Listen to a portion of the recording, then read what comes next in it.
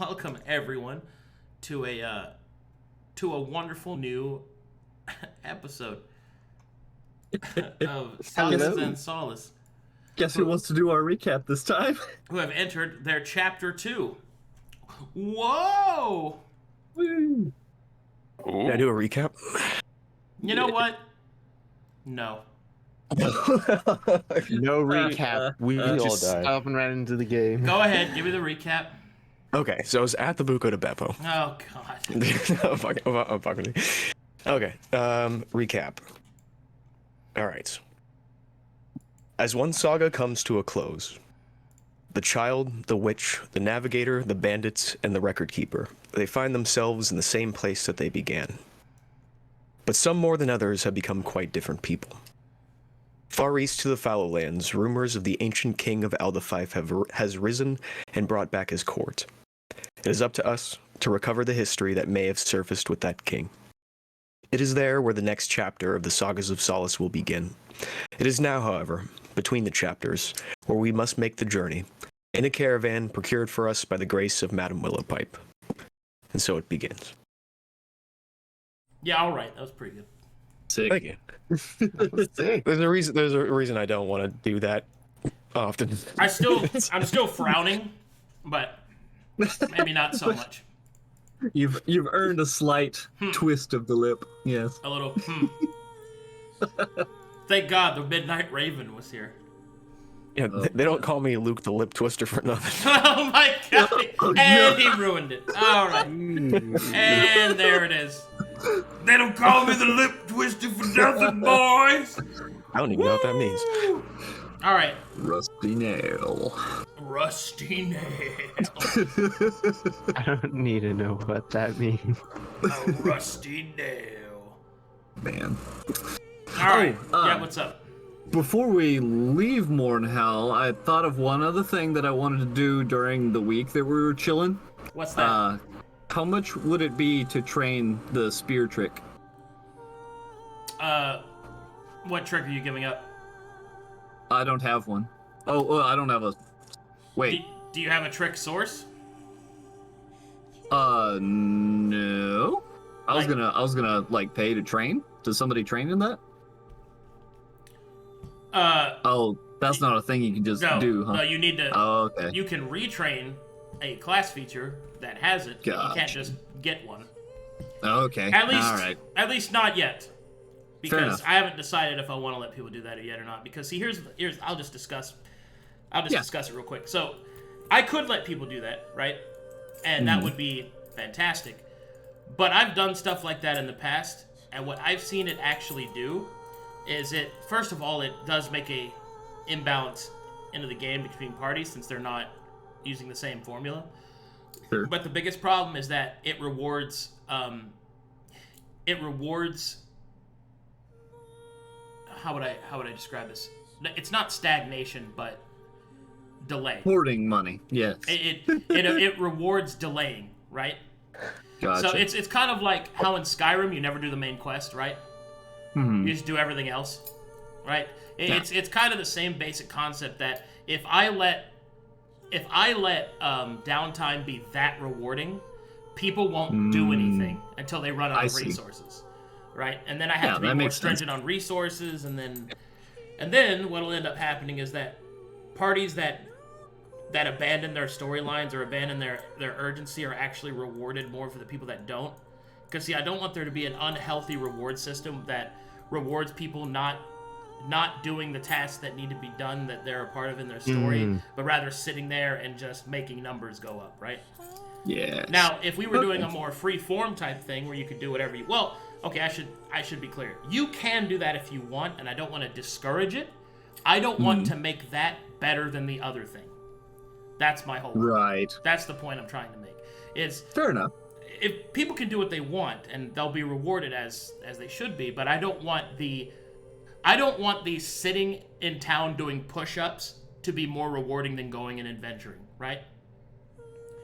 Because because right now the only way you can get these powerful features is by leveling, and the only way you level is by completing the milestone of progression, right?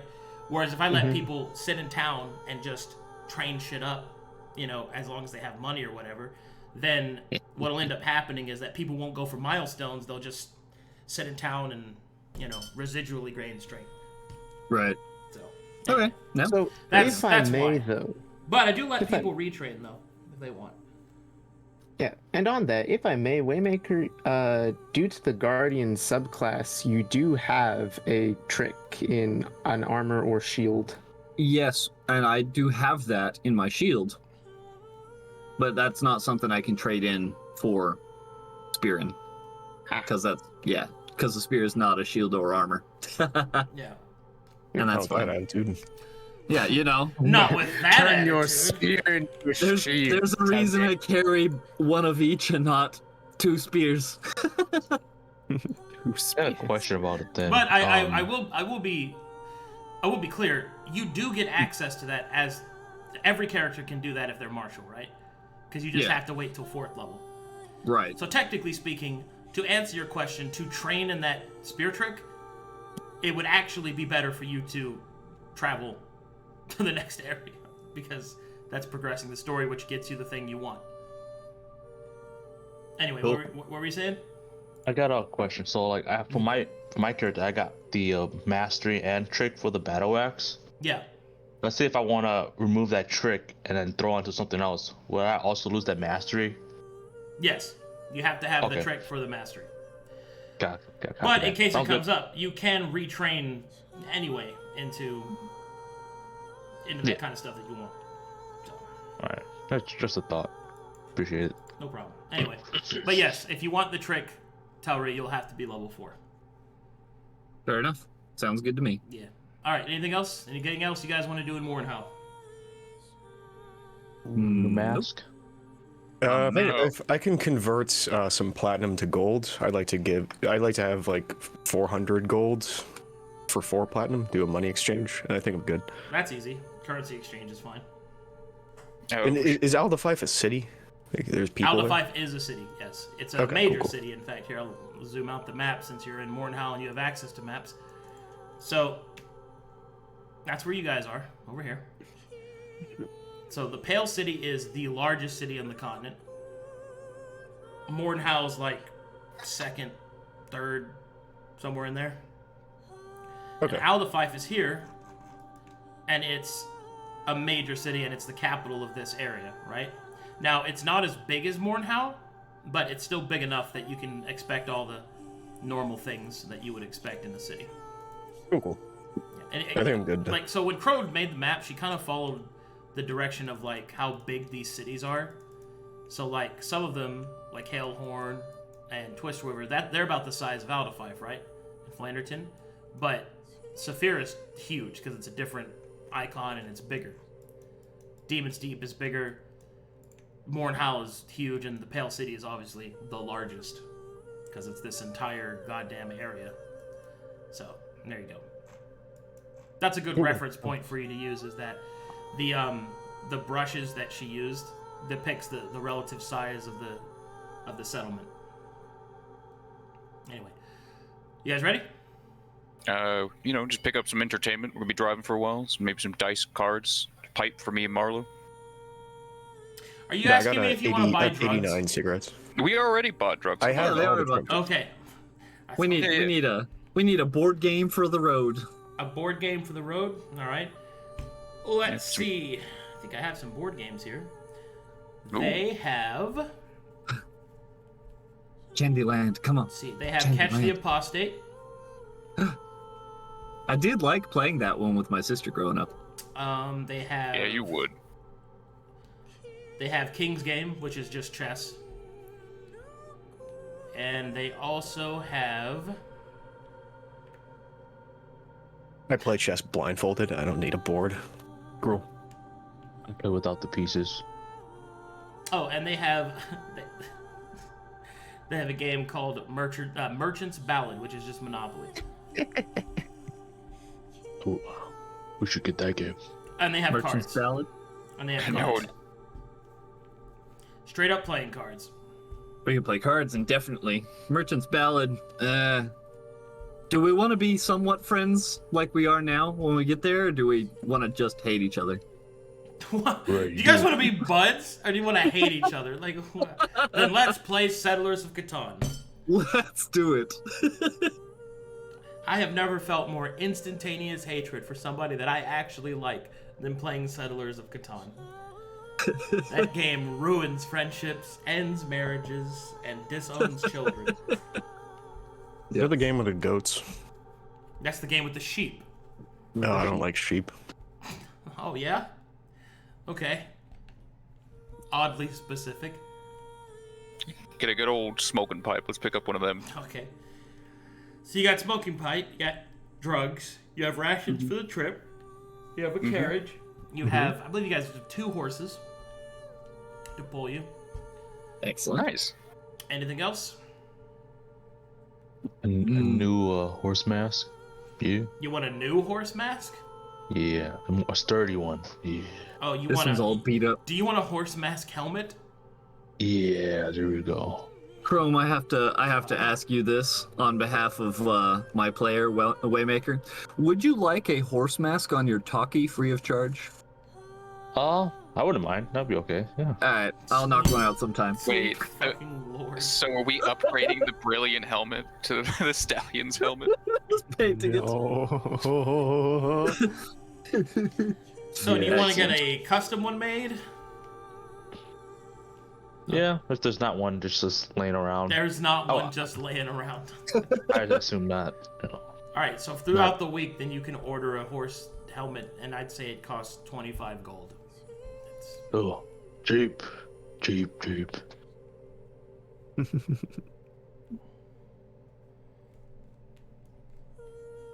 Make sure to hold on to the other one for special occasions. What kind of horse do you want it to be, exactly?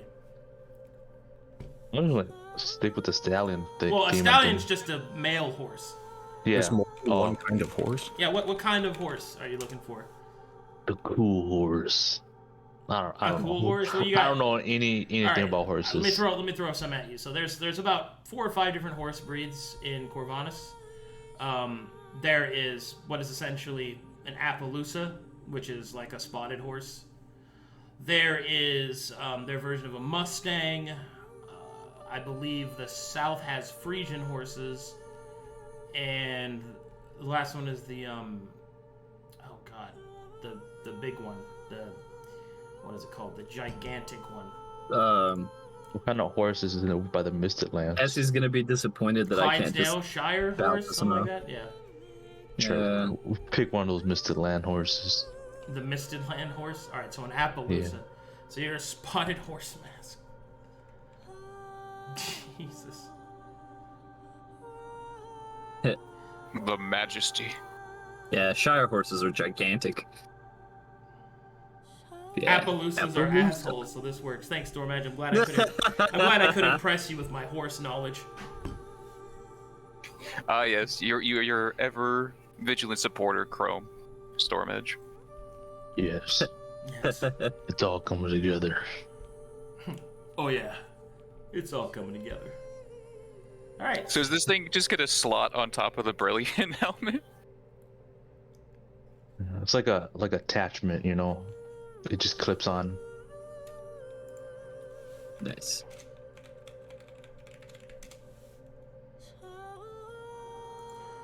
All right. Well, you're set. Oh, I'm good. Yeah, for sure be pretty good. All the rations you said were given to us, so yeah. Very good. Let us be off then. We ride.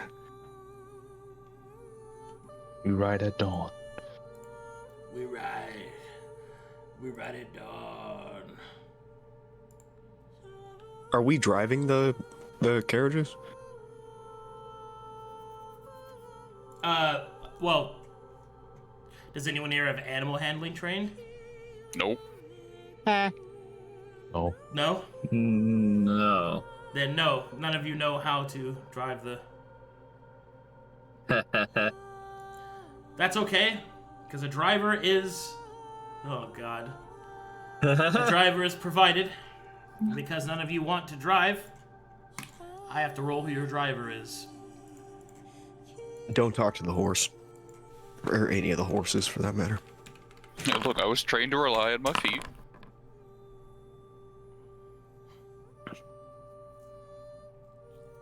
God. No, we didn't tier break on our horse driver. All right, your horse rider's name is Shap. Jack? Shap. Oh, Shap. Yeah. Yep, S-H-A-P. He's Nice. he's a rotund, very thick boy. He sits up on top of the carriage, and he kind of leans back with his tiny straw hat and sleeps until you're ready to go. You all ready? I'm ready. Yeah, we should be good. All right. Yep. Shap Ready to head out, Shap? Shap will awaken. Ugh. Is everybody in? What? Is everybody in the carriage? I Yes. Y'all get all your swords and your shields and your armor. Yeah, it's stored. We got all your rations stored away. Yes. And yes. Check, All check, right. check. You got everything else you need in your perishables. okay. I'm actually gonna ask outside of character. Do we need to buy rations? No, No, they're provided. Good. But he's still Yeah, but- going through the checklist. He's a professional. Oi, we got food. Everything's strapped Alright. down. In that case, everybody get comfortable. We got a long road ahead. Awesome. Comfy seats. Come on now, boys. Let's get going. Huh. He'll Hop start. on up into the carriage. He'll start slapping the reins against the horses, and he'll just starts driving. You wouldn't happen to have a good friend named Mr. Sadler, would you? Who? Never mind. I don't recognize that person. Sorry. I do have a lot of friends, though. You know, you learn a lot as a carriage driver. You meet a lot of people. I've got friends all over Corvallis. In fact, where we're going right now, we're gonna head by Dead Man's Flow. I got a friend of mine who runs a restaurant. Oh, it's so good, the pasta there's to die for. A restaurant? I haven't been to a restaurant in like a year. Oh yeah, I can get you set up real good, super affordable. Very good. Make sure a demon. don't talk to it and don't make eye contact. I leaned to Telry. Was the Fresh Flower Inn not a restaurant? No, that was an inn. Restaurants don't do the bed service. It's just the food.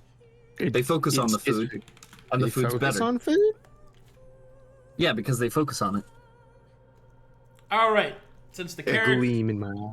Since the carriage is packed, you have a driver who knows their way, you have a carriage, you'll be traveling on the road, and you'll be relatively undisturbed. So, I'm just going to roll chances. If I get molested on this road, I'm gonna kill Shap. Journey to the east. That is the final boss. Yeah, you attack Shap, you get like 1 point of damage, and then the boss bar appears, and it goes, Kotos! Ketos! And he's like, oh god! Doshes! We were gonna go to a restaurant. All the traits start popping up on the screen like ruthless and shit. Those deletes.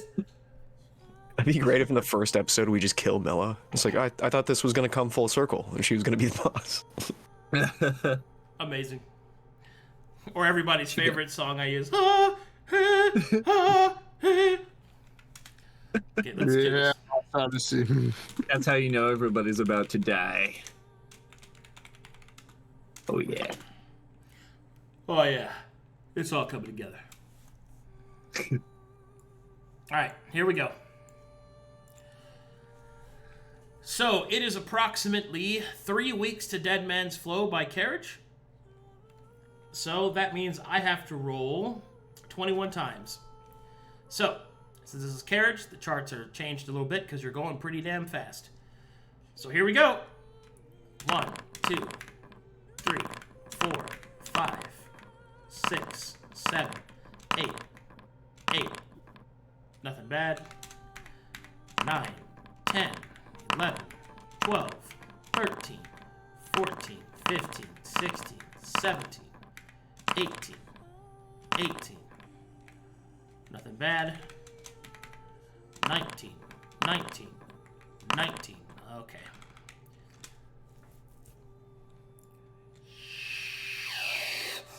Human. Okay, when you get to about this point, a summer storm comes hurtling down from the north, bringing with it cold hail and icy rain.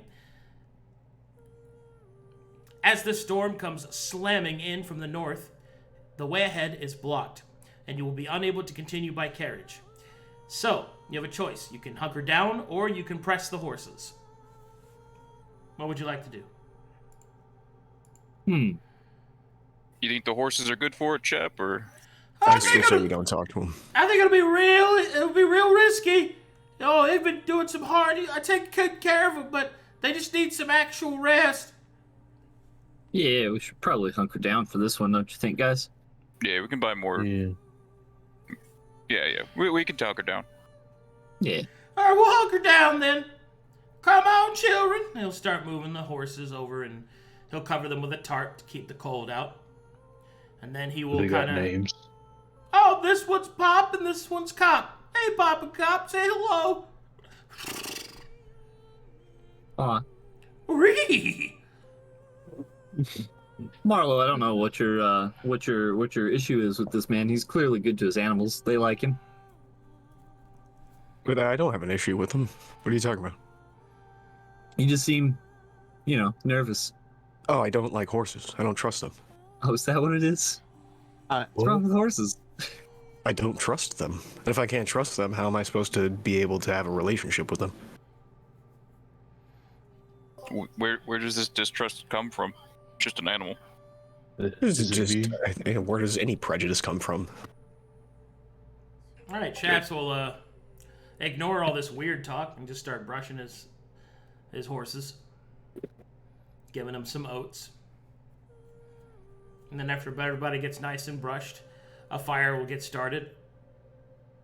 He'll leave the cooking to the halfling. Oh, Telry, did you want to bring out the dog, or we're gonna wait on that? Well, I hear think dogs and horses don't mix. Careful with that. I mean, my dog is probably well fine, trained. but he makes a bit of an entrance. Yeah, we're out camping like in the it. middle of a storm. No one's gonna notice. I like him. I wouldn't mind having him around, but I don't want, It cause issues. Yeah. I have a pretty good read on social situations. I gotta tell you, that dog is causes a lot of friction. You're just saying that because you're a bird. Man, I definitely kind of want to summon him now. Let me tell you something. Dogs, don't trust them. Well, he'll have a conflict because Marlowe has a lot of money. Ah, that's true. He'll probably respect Marlowe a little more this time. Maybe even all of us. Hey. Yeah, I'm gonna do that. I'm gonna bring him. Oh. Hang on. I gotta do my thing here. Why are you bringing him? Because he will probably be very useful on the trip. And if we ever do need him for combat and the things that he's good at, it would be nice to have him simmer off some of that exposure that he tends to come with. Better to get rid of it now than later. Yeah. Besides, we're traveling. Does he persist? And does the exposure simmer off? Well, he has 3 exposure of his own, and I would have 2 exposure for as long as I have him out. But like the 8 that comes with him at first simmers off. We know this because we found that out while traveling last time. Sure. Yeah. Just a bit. I'm trying to do the cost-benefit analysis in my mind, and although I might be a bit biased, I don't think the benefits outweigh the cost. We'll make sure he doesn't pee on your stuff again. Shap will just say, well, if you want the dog, just whistle for it. I will. And I whistle for my dog. Oh, God. Okay. And I whistle. My mic picks up whistles. Dog, dog, Eretunes, good boy. And thus, Sir Bernard Lickington has arrived in all of his pristine glory. He appears manifested in front of everyone. Right there. Yes. It is good for you to... Damon! Damon dog! Shap will start to freak out. He's not a demon dog. He's the opposite. He's church dog. The holy. Demon dog! He's a holy. Are you sacrilegious? Shap will start to recite to Matheria. Oh, Matheria, please protect us from the false light. Please protect us from those dark things that hold your veil. Wait, have you never seen a church member bring forth the holy individuals? Guys, he isn't a church member. Yeah, and like, did you guys just forget Telry's entire story arc? He's not hallowed. He's not hallowed they at do all. that. They do that every other session. Yes. What? I have a question for you. Do you still think this was a good idea? Beans. See, I figured this guy, having come from Mornhow with us, would have been okay with this, perhaps? You never asked if he came from Mornhow. I never did ask. You told me not to talk to him. No, I said don't talk to the fucking horse. I don't talk. Why would I talk to horses? They don't talk back. All right, everybody make me a perception check. Please make me a perception check while you're bickering amongst yourselves. Oh my gosh. I'm just kind of looking at the dog and looking at our poor friend. Oh, why am I rolling terribly? Thank God, Telry. Sweet. How old are you again? Me? All right. Yeah. 20. All right, Telry. Everyone I'm else. a man. Everyone else. I'm a man. They have their backs. They have their backs to Shaps, and they're looking at you like, "What the fuck, dude?" Like it's suddenly your fault. And while you're arguing with him, you see Shaps on the other side of him starts to, like, untie the horses and climb on. Hey! Stop him! He's taking the horses. Stop him! This is sacrilegious. You're all evil.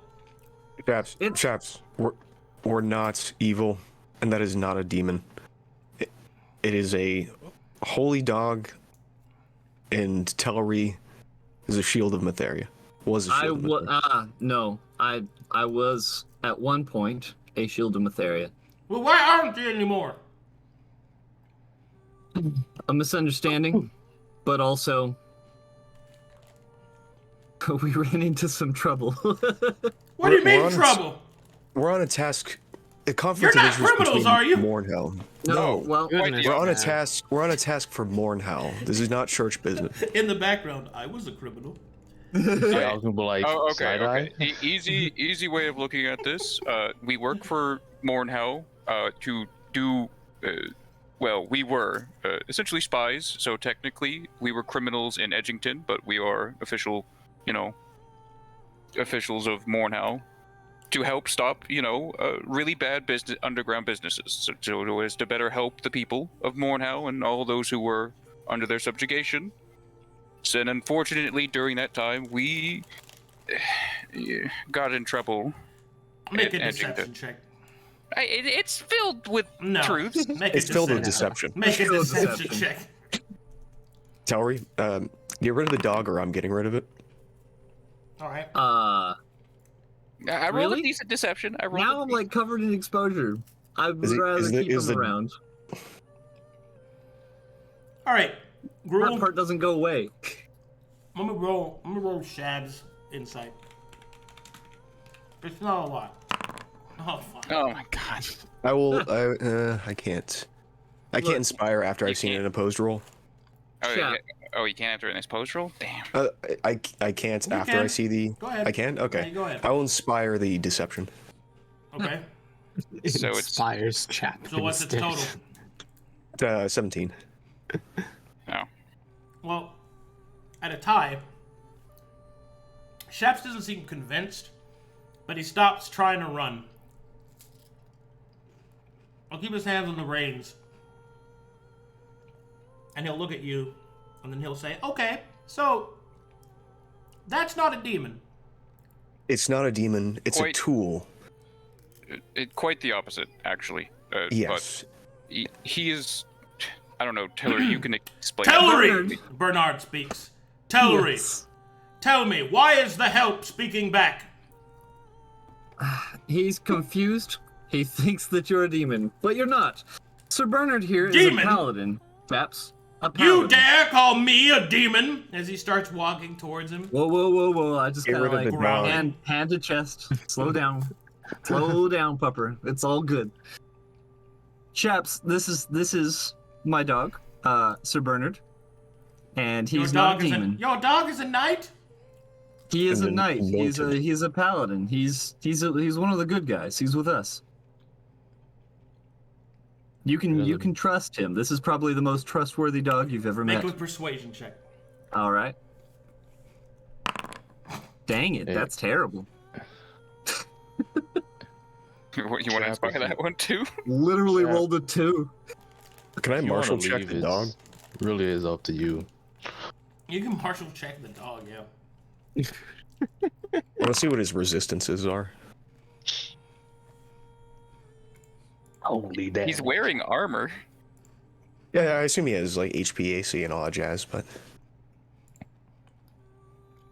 I mean, his saves? like, is he resistant to like bleed, piercing, radiant, all that stuff? Inherently, he is immune to radiant damage and resistant to acid and lightning. Okay, get rid of the dog. Or what? Look, it was. Or you're gonna have to face the repercussions of your stupid actions. Is what's gonna happen if you don't get rid of the dog, and then I'll be tagged along to help you face the repercussions of your actions. That's the what. Why is your You know- party so anti-you? You know, we've I don't know. struggled with a little bit of dealing with the repercussions of each other's actions, and that's fair. Aren't these supposed to be your friends, Ryder? Why is the dog still talking? Sir Bernard, I think at the moment, my summoning you may have been probably out of turn. I'll get you back, but right now, you might go take a nap. Terry, I'll- hold on. Hold on? Why? Chap, how much gold for you to forget about this? 150. 150? I'll give you 50. That's a lot of gold. The man narrows his eyes. If I'm going to be running the risk of getting hanged and tried for apostasy by helping you get across this continent, then I'm going to get paid for it. Here's 150 gold, and that won't be an issue. Thank you. Now, could you hide it? It's a dog that talks. Even if I it's mean, not what- a demon, it's going to raise questions. He can sit in the carriage with us, right? Bernard will look at you. Is there cushions? Yeah, there's cushions. Very comfy. Will the pores be sitting there? Oh, they're less poor now. We're doing pretty good. He raises currently. a dog brow. Yeah. We got paid, remember? Yeah, we got. And how much money do you have? Well, currently I have 360 gold, my good friend. Well, I suppose that's more than before. Fine. How much gold do you have, Sir Bernard? Just, out of curiosity. We're not close enough for you to ask that question. And he gets into the carriage. I see. I just kind of like give a raised eyebrow, smirk at everybody else, like. All right, We're gonna have a conversation about motivations in this carriage. Look, Really? all I could say, chap, if you see church members, tap on the door and we'll make sure to take care of the dog, all right? I will not be taking care of the dog. And he ties up the horses and gets back on the front and pulls his hat. He's mine. Yeah, we got it. We're not going to demand anything out of you other than the job you've Get in already the paid for. carriage! Right. The storm is passing. Hooray! The fucking storm's just begun. All right, now we got The storm's just begun, bro. As everyone gets in the carriage, the dog is huge. It takes up most of the carriage. I'm gonna be so warm. Telry. I'm just like snuggling between him. As you get snuggled in, Bernard will say, "Apologies for the contrite way in which I spoke to you, Ryder, but I have to be firm. You cannot speak of our wealth in front of our lessers. Then the riffraff will start asking for loans." Ah, so that's why. Indeed. Remember, it's not... much of the time, it's not their fault that they are poor. They are just simply less intelligent and weaker than us. They are to be pitied, but they are not to be helped. For only those that deserve it have money. Well, perhaps we could talk more about that later. I look at my money. Am I deserving of my money? I don't know that these lessons necessarily have to be spread throughout the whole party. We'll talk about it later, you and me. Hey, Telry. Why did you do this? I'll be right back. Sir Bernard is useful, and honestly, For what? for like a number of things: fighting, tracking, digging holes, casting spells, stuff like that.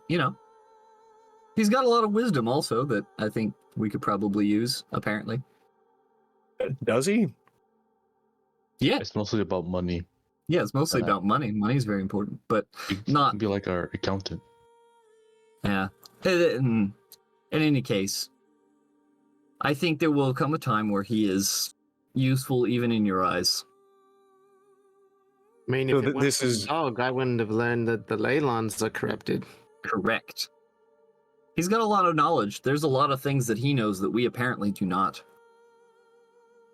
Oh, yeah. Feel free to ask him questions, but be respectful, okay. Oh, Okay. yeah. Gruul will kind of pull down to a whisper this time. Be like, does he know about the whole ice thing? That's a good question for when Arcadum gets back. I do want to ask him if he sensed the change in me and what that looked like. It would be nice to know what to look out for. Dad? Oh, that ice thing. I'm back. Nice. Hey, I was gonna ask the dog. I was gonna ask Sir Bernard. Before you do, I want to ask Telry. Yes. I'll end this conversation, but I just want to know that from your eyes, you truly believe that this was a pragmatic decision. I think that I like having all my tools on hand. I don't leave my spear just laying around. Like it's in the carriage with us. It's not packed. Okay. Thank you for telling me that. I can respect that. I appreciate that. Now, Sir Bernard, I have a question for you. Please ask away, Ryder, and I will provide guidance. Last time we were together, Yes. I was in the middle of making breakfast. Yes, you were. And then something happened. Can you tell me what happened? I don't recall. So before me desummoning you, you don't recall anything different, any change that might have come over me or anything like that? I do remember that you had a more confident look about you. It was quite sudden. And when I asked you what had brought it about, you told me that my services would be required another time. And then you said... Well, I don't remember what you said after that. Perplexing. Odd. So it was just kind of a sudden shift for me, huh? It was. But you're the rider, so...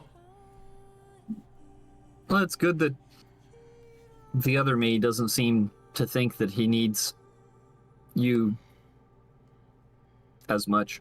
Well, it is good to be needed, but you don't want to become a crutch. No, Besides, after sure. whatever happened, it seems that you are richer for the experience, quite literally, which is good. Soon we will get you out of range of these pores and get you some proper companions. Ones with pedigrees, proper clothing, and... look at Chrome. Morals. I like my current companions. They could stand to probably, improve in life and along with me. Oh, very well, Ryder. Then we shall make them rich. Yes. I mean, if it means anything, apparently we're gonna go meet up, hopefully, with the king. Yeah, we are off to meet a king. Oh, really? Which king? Which king would that be? The undead one. Well, you could have just called him the Barrow King, but I don't know why you'd have to. Sir Bernard will frown. Yeah. So the king that you are being invited to the court of is a dead one? Well, kind of. Have you even been invited? No. But we're gonna go and I don't know. We're gonna see what happens when we get there, but the goal is to find more of the saga. Bernard will frown and go to sleep. Yes. Good. You could not have said that more majestically, Telry. I know. I got away with words. Mm-hmm. Speaking of, should we confer with each other about our research? Ooh. Everybody did research. Good. I saw you in the library. Unless you were just looking at pictures. Nerd conversation does not interest me.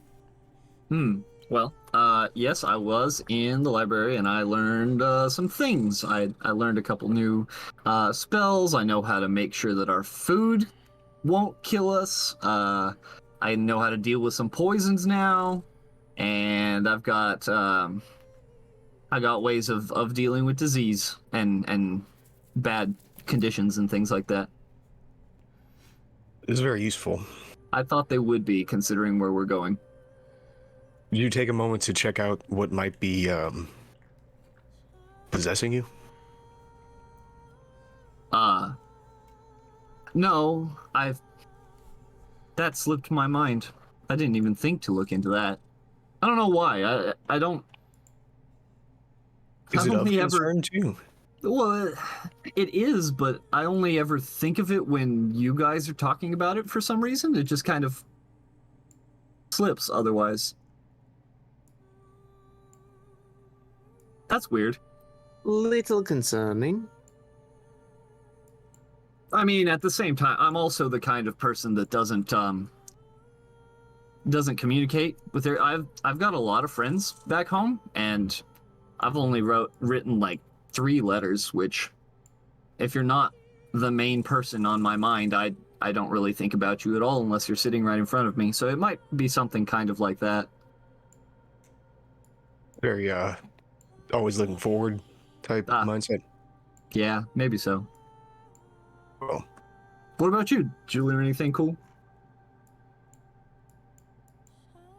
I'm actually quite surprised to find that I do believe Matheria to be, technically speaking, a god. I mean, she is. She's just not very happy with me right now, I think. What makes you think that? If she was happy with me, I'd feel it. You still I think got she magic. I think she was. Are you married? No, I'm engaged, but not married. How did you navigate that relationship? Did you go off of vibe and gesture, or did you have communication? It was arranged, and I met her, and we hung out for a month, and then I went on my kind of exchange student trip and never came back. Well, I really like her, and she seems like she likes me, but I'm married. How did we get on this topic? You're married? Yes.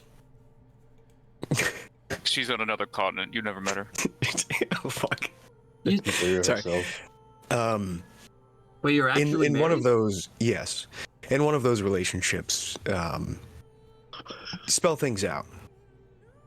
Because if you don't, you'll get more used to not spelling things out and try to communicate through mind reading, trying to suss out vibes, and then that'll permeate every other relationship, even the relationship with your god, where you'll just assume things. And then slowly over time, your prayers turn into demands, which turn into begging. And then you'll wake up realizing that you haven't been faithful your entire life. So I'd be careful assuming what Matheria feels and wants. And I say this now from the new position of actually believing that she is a deity. You know,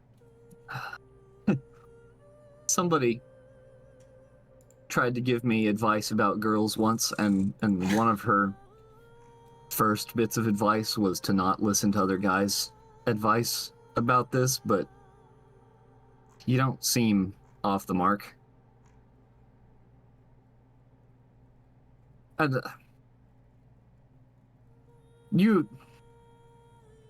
that key thing that you did with the sagas, you brought us all along. That was a god thing, right? That was your deity? Yes. How do you talk to him? How does he talk to you? How does that work? I don't. I have faith, I move forward, and he speaks to me whenever he speaks to me.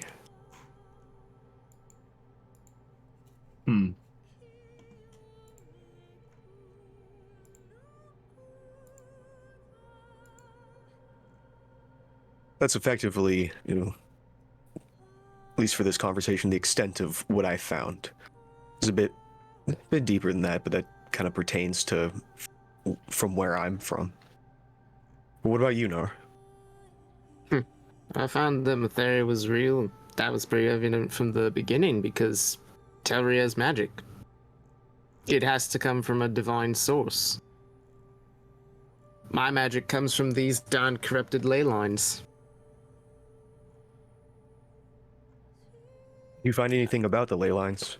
Like a map?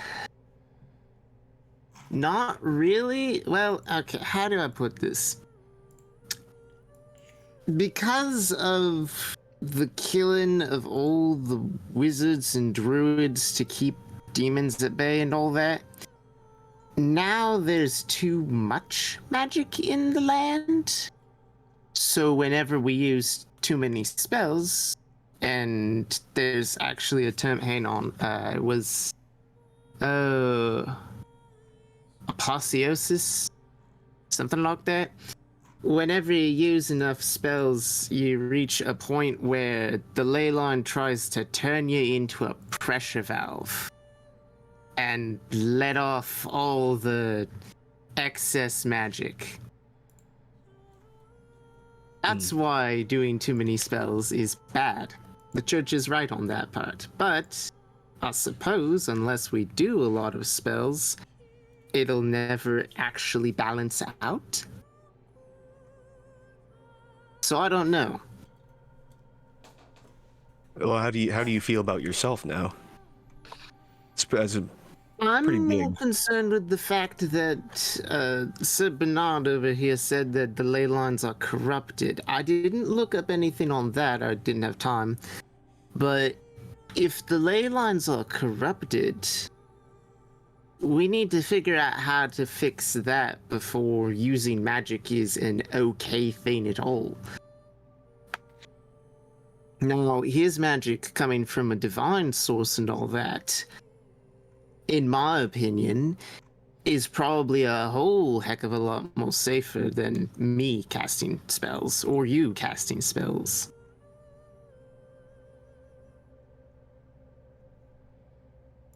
Are you a bit more optimistic?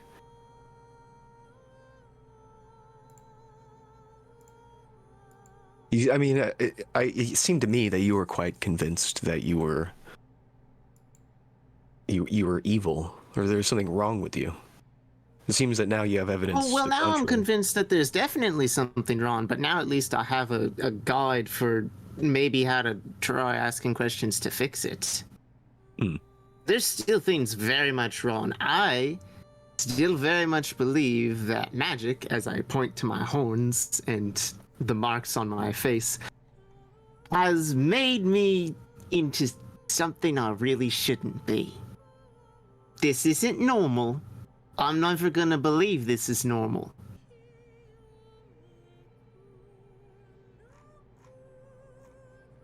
But now maybe there are ways to fix it, but I don't have a clue where to start.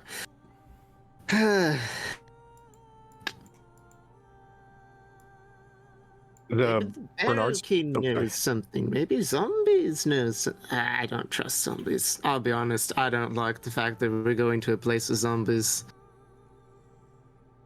Well, it seems our expertise will come into play. If ley lines are corrupted and cursed and all that stuff, that's probably the reason they're zombies. Well, it's something we can ask.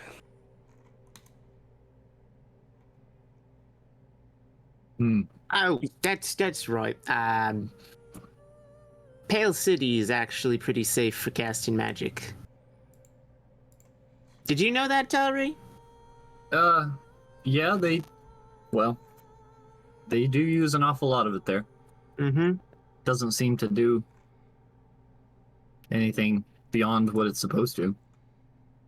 Because they've got buildings, spires or whatever there to help actually regulate and control the overflowing amount of magic that's been building up because there are no wizards type deal. I see. Yeah, there may or may not also be one somewhere in the Demon Waste. But I'm not going there to find out. Yeah. Huh. Still, if you want a safe place to go cast magic, technically the Pale City is one of your best areas. Because they can regulate the stuff. Yes, except...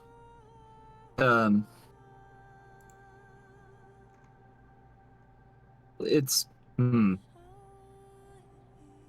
It's not the same. It's heavily policed, regardless. It's heavily policed, and then you also have the fact that most of it is probably divine and not actually pulling straight from ley lines in the corrupted area and all that. I don't know. I need to look into it a whole lot more.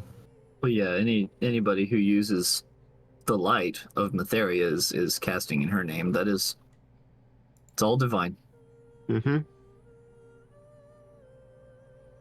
Is Sir Bernard awake? No, he is asleep. He's asleep. And I'll talk to the dogs some other time. Doesn't matter.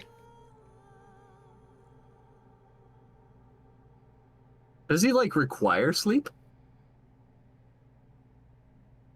Or is he sleeping out of spite? He is sleeping out of spite.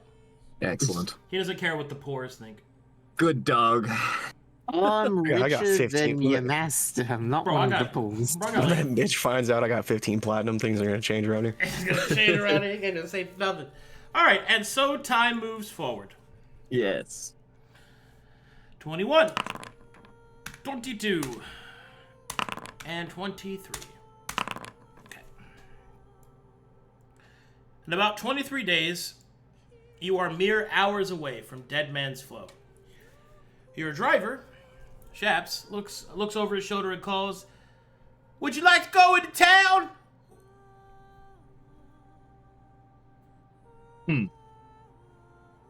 I've never need been out anything? this far. Well, do we need to pick up anything, or we should just head straight through? Have you been to Alda5 recently, Chefs? Oh, it's been some time since I was last in Alda5. It's real hot down there, humid. East is a real hot place. You know, it's funny enough, I actually once met a girl down in Alda5, and I thought I was gonna fall in love. But then, you know, one thing happens leads to another, and she got back with her brother, so. Ah. Damn, I'm jealous. Ugh. Oh, wait, So what part of cringe. that? Are you trying to get with your brother? Gruul, it's sarcasm. Oh, I think. wait. Do we want to stop? Would the in party town? like to go into town? We can always gather information what's beyond the ice floes and see what's going on beyond there. I think the travel between. I feel I should probably mention this is the side of Mornhal that the prince was gathering some church forces. I I'd keep moving. think we should probably not stop here. Yeah. Caps, are the horses all right to continue moving?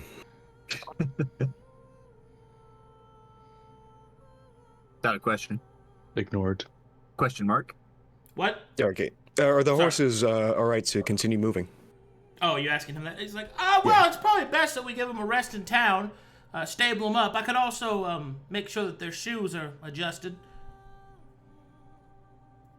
Let's do that. Yeah. Well, We'll just all stop right, for a then. night. And while we're in town, we can stop my buddy Ray's.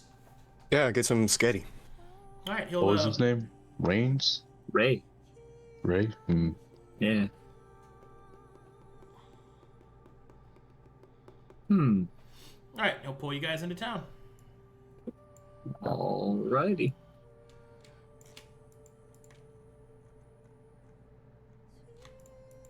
Alrighty, as you guys enter the town of Dead Man's Flow, a couple things that you notice that the village is set onto a higher, slight plateau overlook of a large, icy river. That even though it is summer, there are still bits and pieces of ice that can be seen floating in the river as it moves down towards the south. It's coming from the north, and as you look to the north, you can see that it goes off into fjords, deltas of snow and ice, basically as far as you can see to the north. The village is quite peculiar, as it seems to be both comprised of these large, almost nomadic-looking tents and traditional stone and wood structures associated with the area of the Pale City. As you walk in, you can see that this lovely mismatch of different types of architectures kind of creates a unique experience. As you can see that there are people selling anything from whale blubber to rare jewels and pearls from the Far East's coast. Whatever you like, as you as the carriage parks into the stables and your driver deals with the quartermaster, as you get out of the carriage and take a kind of quick survey of your surroundings, make me perception checks. Alrighty, here we go again. Here we go again. Damn. Marlowe's Okay. cursed today. Yeah. The first thing that you notice is that there is a large procession of people that seem to be pouring out of the northwestern gate from the Dead Man's Flow. You can see that there is even some construction being done in that area. There seems to be a lot of focus that way. You can also see that there is a heavy presence of the church in this town. You can see anywhere from bannermen bearing the mark of the sword, shield, and the eye, all in equal contest, moving towards the northwest.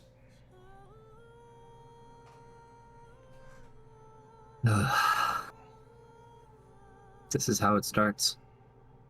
This is how it starts. Bad things. Big wars. Side. Oh, sorry. Well, I mean, you're probably right. Well, we are under protection, at least for the moment. While they're focused on whatever's going up in that district, we can go get some sketty and then get out of here. All I right. do like sketty. As the horses' shoes are getting kind of readjusted and their hooves getting cleaned out, the stable master will handle that as your rider comes over and Shap says, "Ready to go meet Mary? Yeah. Lead the way. Come on, follow me now. It's gonna be good eating." Great. Sir Bernard, if you would stay in the carriage. We don't want to be too high profile this time. Of course. These roads aren't even paved. They reek of the poor. Hey, Sir Bernard. I'll catch up with you guys. Well, what is your relationship with the church? Do you mean the Church of Mytheria? Yes. Bemusement and quaint. Will your rider be killed because of your existence? No.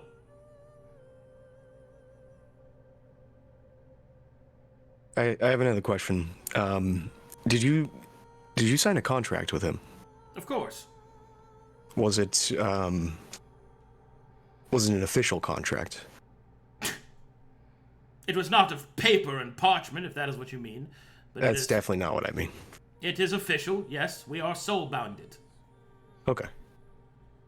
Well, enjoy your rest or whatever.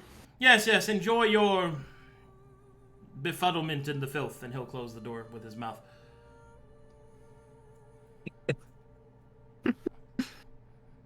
Fucking pores. Scary. Bro, Let's go get bro, it. I have 15 plat in my pocket. He has no idea, bro. He has no idea. Whatever. You okay, Luke? I'm chilling. I'm having a great time. Okay. All right, so you join the rest of the party? Yeah, I head over to him. You catch back up with them just as Shaps leads you down to the water side, and where you can see that there is an inn, a tavern, but next to it, there is a restaurant. A restaurant with all sorts of people moving in and out. You can see people that could only be waiters or perhaps maids moving about, taking orders, filling drinks, and it says over the tops, Ray's Pile of Good. That sounds promising. Oh, it's quite good. He likes to make just piles of food. I like piles of food. Is this good? All right. So eventually, Shaps comes down, and you can see that a similarly fat man comes rolling out of the front door and sees Shaps and starts waddling up to him at an increased pace. The two large men meet each other in a very difficult-to-believe hug as they wrap themselves around each other and give each other back pats as their stomachs press together in an almost perfect union. As they move back from each other, Shaps will go, "Dear Ray, let me invite you to my good friends right here. This here is Telry, that's Knarh, that's Stallion, that's Midnight Raven, and that's the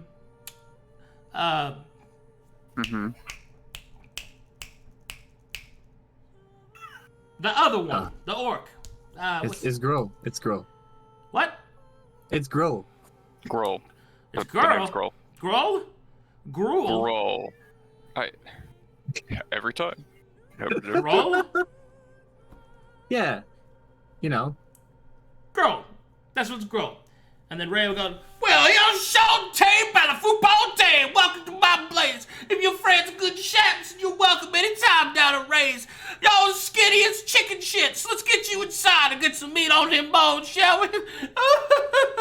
Hey, you sitting up front, halfling. Your people always got an extra leg, and we're gonna make sure we feeling nice and good now.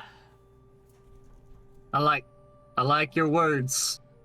That sounds good to me. All right. Is he hitting on you? So the two large men will waddle down. In halfling? Yes. Yes, he is. Well, the two large men will waddle down into the restaurant, in which you are seated on a table overlooking the icy waters. And even though it is kind of contrast to the hot food and cold waters, it's quite comfortable. Alrighty. You guys ready to order from the menu? The menu. All right, what we got?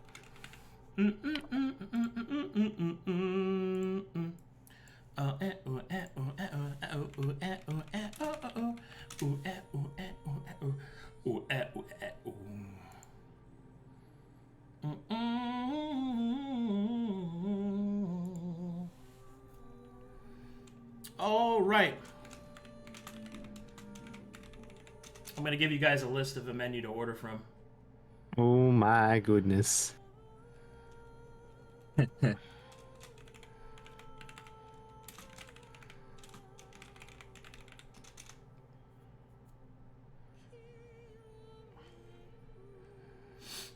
see here. It's been a while since I've been in a restaurant. Let's see what they got for surf and turf. Surf and turf, huh? You a surf and turf guy, Gruul? It is. Hmm. You know, been meaning to talk to you. You know, back at the ice. Yeah. You went out of your way to deal with me, and afterwards I kind of reacted like a child would. Mm-hmm. And you deserve better from me, man. And I feel like we've gotten to be friends, you know, through our travels, and maybe we've hurt each other here and there, but I want you to know that I do value your companionship. I'm sorry for acting like a jerk. Don't worry about it. I did it for Chrome too, and I'll do it for you again if I need to. Good. I'm happy to have you. I think you've All right. You said that you were a coward at one point. I don't think you are that. I don't think you are. I haven't seen that from you. I had a duty I had to do, and I ran from it. It's coward enough. But I'll do better. But you came for me. That's what I saw. Thank you. Anyway, what's on this menu? Oh yeah, you ready? Yeah. Okay. Oh boy. I'm just staring at it and drooling.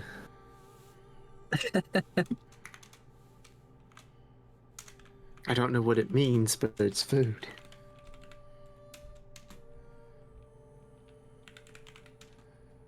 One second.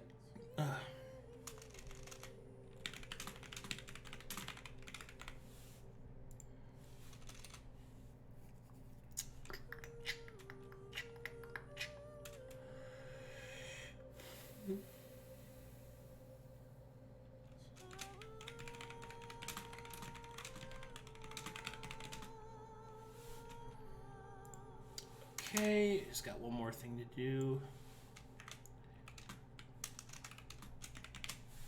Okay, here we go.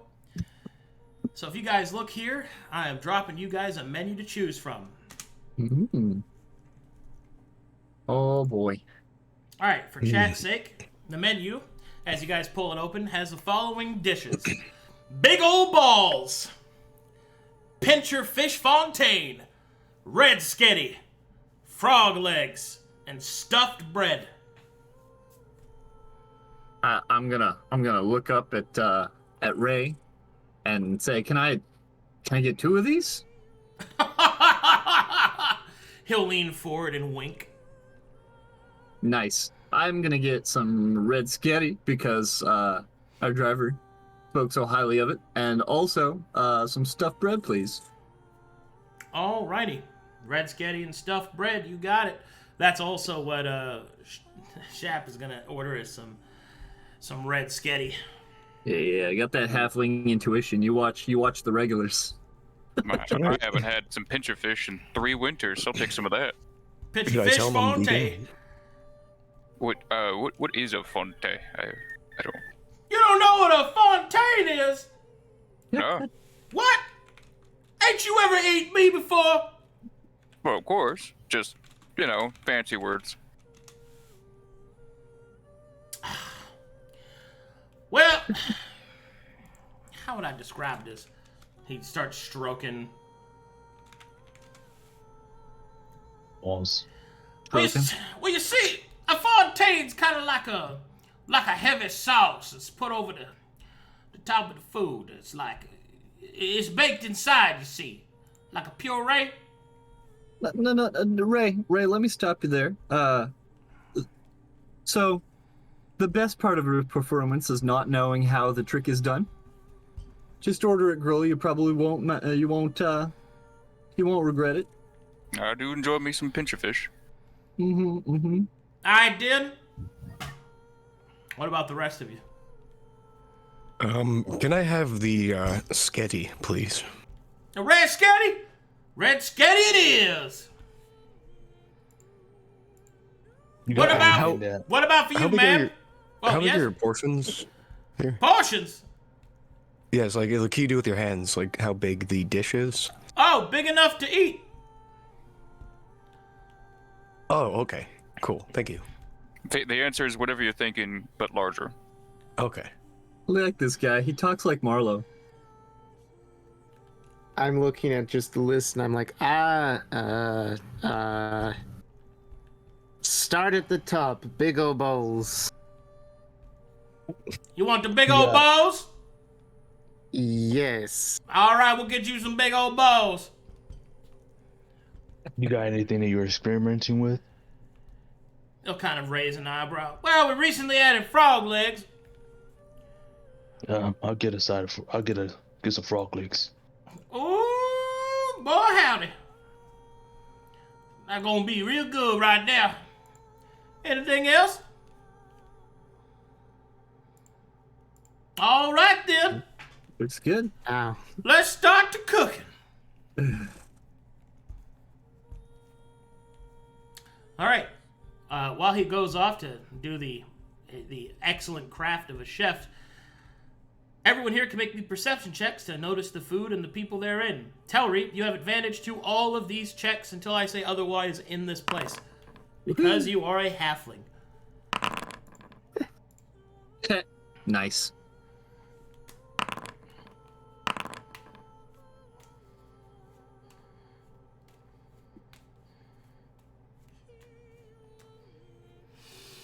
Okay, as everyone kind of takes a look around, you notice that many people here are enjoying all sorts of dishes. People have happy faces, and you actually see some of the food. Telry, you notice that this is masterwork crafted food, and is going to provide you and your companions quite the boon on your journey. Hey.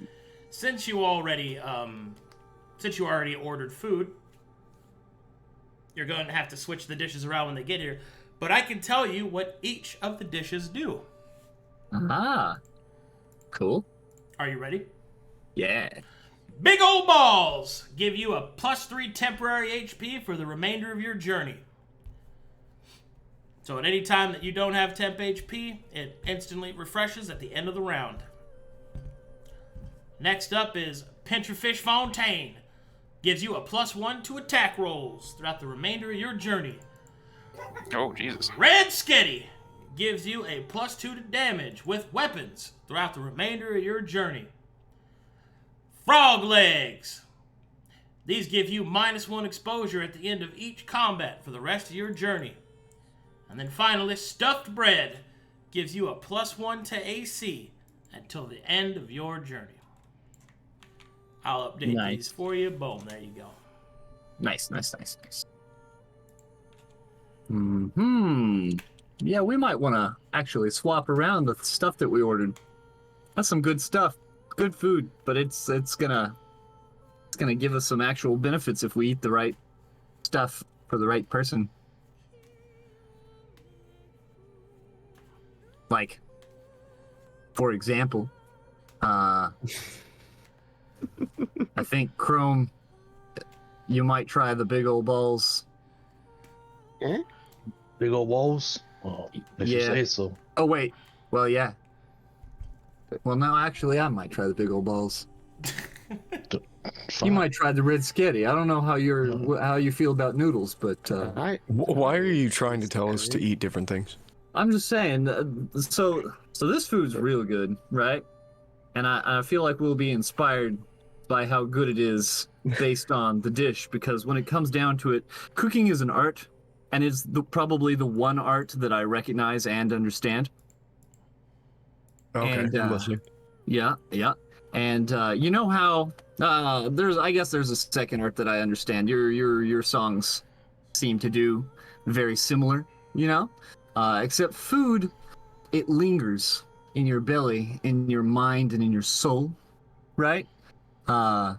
Think if we eat the right things while we're here, we're gonna benefit from it, mind, body, and soul for the rest of this journey.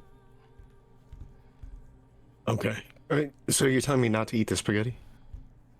Well, you could, if you feel like you're going to be swinging a stick at somebody a lot. Ideally, you might want to try physically or like poetically? Well, no, physically. Red Sketty puts meat on your bones for hitting things. You know, you might actually try the frog legs, though. You might not regret them. Okay. So whenever fish. Oh, chew down on some red sketty. You'd probably like the fish. We'll swap them around when they come around. Eventually, your food comes waddling towards you, and Ray sets it down. First up, he sits down the big old balls. These balls of meat, complete with a salad wrap, are peppercorned and salted just right, and there's a middle of them that's been filled with a succulent red meat sauce. The big old balls go squishing down on the plate. Next up is the pincher fish fontaine, which is essentially just two crabs lovingly embracing one another as their juices form a singular bowl made out of flesh and meat sauce all together, heavily seasoned and with 2 sticks of butter stuck on the head of each crab like a crown as it melts down from the warmth. Next up is the red sketty. This pasta covered in meat sauce is elegantly wrapped and twisted around, seasoned beautifully with garlic and cheeses of unknown origin. And in the center, 3 massive meaty balls. Next up is the frog legs. These majestic and wonderful creatures, sacrifice being honored with their big succulent hindquarters and legs attached, wrapped up between 2 sticks, an assortment of vegetables joining them with red peppercorn and salt right down the side with dipping sauce to match. And then finally, stuffed bread, which is just a big piece of bread stuffed with all sorts of things like meat and butter and cheese and everything else that the heart needs to die. Excellent. All right. And all this stuff is set right down in front of your party. Enjoy. Can we have some wine as well? Do you have any? Well, of course we got some wine. I'll waddle away and come back with some wine. Thank you very much. Yes, thank you. I will also partake of wine this time. All right. This big meal is just put down in front of you. Man. I reach for my big old balls, and I will begin to consume ferociously. My big old balls. So Marlowe starts eating the spaghetti. So to be clear, because you're all sharing this meal, you guys can eat whatever, and you get to choose which of your buffs you want. Cool. Yeah, so you get to choose the buff that you want out of all those that were ordered. And since you guys ordered everything, at least one of everything, then you're fine. All the options. Nice. All right. I do need to know who eats the frog legs, though.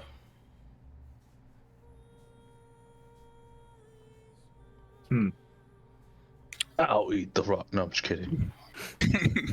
I'm eating the big old balls. I mean, if I ate the frog legs, it would lower exposure for me, which is kind of cool because that's important. Marlowe, I'm not eating those. you're not eating those? No. Well, more for me then, and I'll taste. I'll try one. Yeah, I definitely do. try I want to one, nibble, definitely. but I'm not eating the. all right. I will eat them. All right. I will. So everyone Take who the- eats the frog legs, they can choose the buff they want. But everyone else notices that anybody who eats the frog legs, their skin looks a little drier. Just a little bit.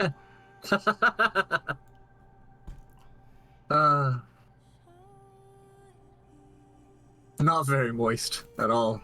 Eating frogs. Not very moist. Can I try the red sketty and then eat the fontaine? Sure can. It's gonna. Anyone who tries to take some of his pincher fish, he'll just rip off a leg and throw at him and just hoard the rest of it. Nom nom nom nom nom. All right, you'll notice that Shaps puts away that red sketty like it was his mission in life. Can we take more than one boon, or is it one apiece? You can only take one boon. One boon. All right. But you do get to choose the one you want. Them frog legs. Also, I'm gonna take one of the big old balls and kind of like. Yeah. Can I give him a squeeze? Well, I was gonna take one to on to the my road. dog. Oh, to for the road. Oh, I see. Knarh looks at you and is just stuffing one slowly into her face. She's like, "You sure?" Crunch. Pointy teeth. Gotta be very careful taking food from Nara, apparently. She's extra spiky. Just gotta take a big old ball for the road. Looks at you being Telry and is like, shoves you the one big old ball and continues to consume the others. Nara, I need you to know. I need you to know you are a true friend. And you will probably get licked later, not by me. Why not? I doubt Except another one and just begins stuffing it towards her face slowly with a questioning look in her eyes. Yes. Bro. Yes. One big old slurp, all the noodles go straight in. All right, here's another advice thing about girls, Telry. When you're on a date and you're eating, you don't say you're probably gonna get licked later. What? I suspect I know what you're talking about. I'm not a moron. This isn't a date, and I feel like I'm now sitting between He didn't say this Marlowe was a date. and Telry, and I'm just kind of turning between the two of them while eating my meat. Turning a slightly pinker shade of green. No, well, unless that's the spaghetti sauce all over my face, but no. Like, what on earth are they talking about? I'll have you know, Marlowe, I have definitely been taught some etiquette on how to talk to girls. Yeah, he's been talking to me this whole time. What? That is Probably not as well as I should be. I'll work on that. I will. One more thing to the list. This is how you behave in a restaurant. I'm gonna wave at the chef. Sort of flag him down. All right, Ray comes waddling over. Oh, how's it going, boys? You guys enjoying that? I'm gonna swirl my wine and then say, Monsieur, le puissant fontaine, c'est magnifique. Oh, listen, oui, bacana coseno no quero chete. Hey, bacana esse contene. I'm sorry, I'm gonna blow a kiss to just kind of like the air. And he'll respond by catching it, and then he'll sprinkle it over your food. Okay, tell me, on shall take over. And then waddle off. Don't hit me with Cajun. I see. I got you, Luke. I'm taking notes. You're trying to confuse me, dude. What was that word? Miss. What's the other half?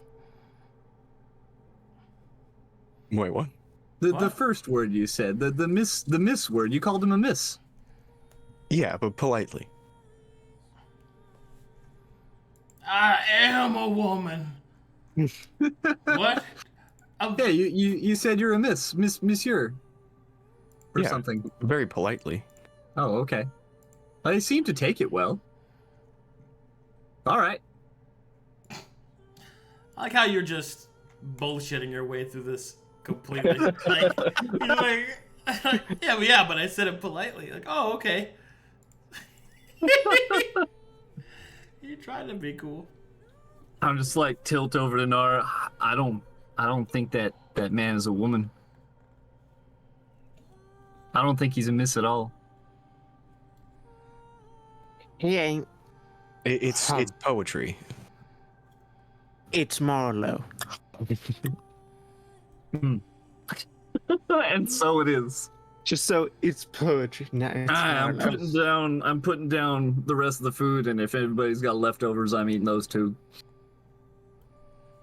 Alrighty. Well, doing your halfling duty of making sure that nothing is left on the plate.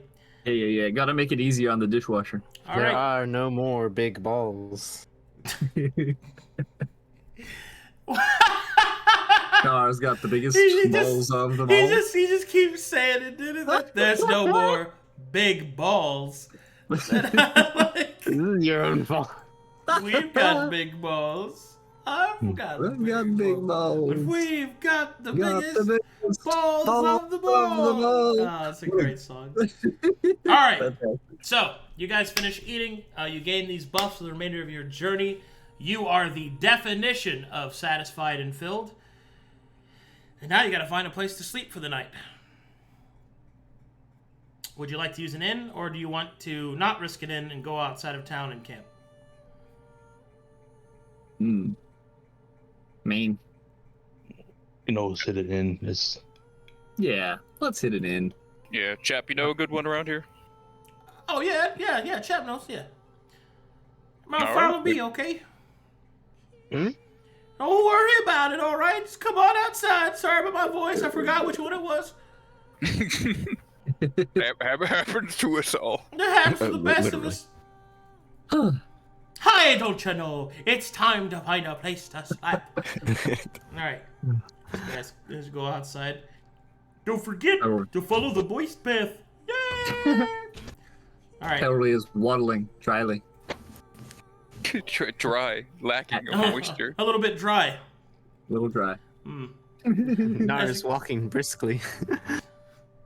All right. He will take you to one of his favorite places, which is an inn that has a brothel attached to it.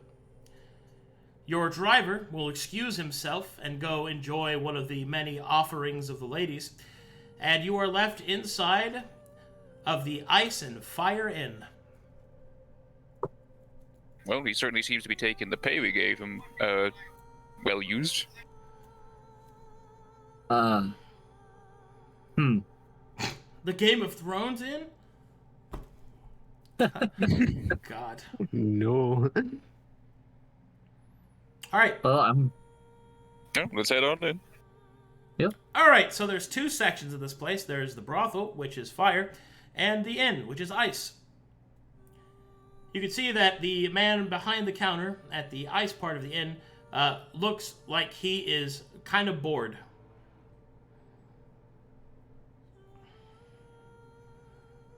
Might we buy a room?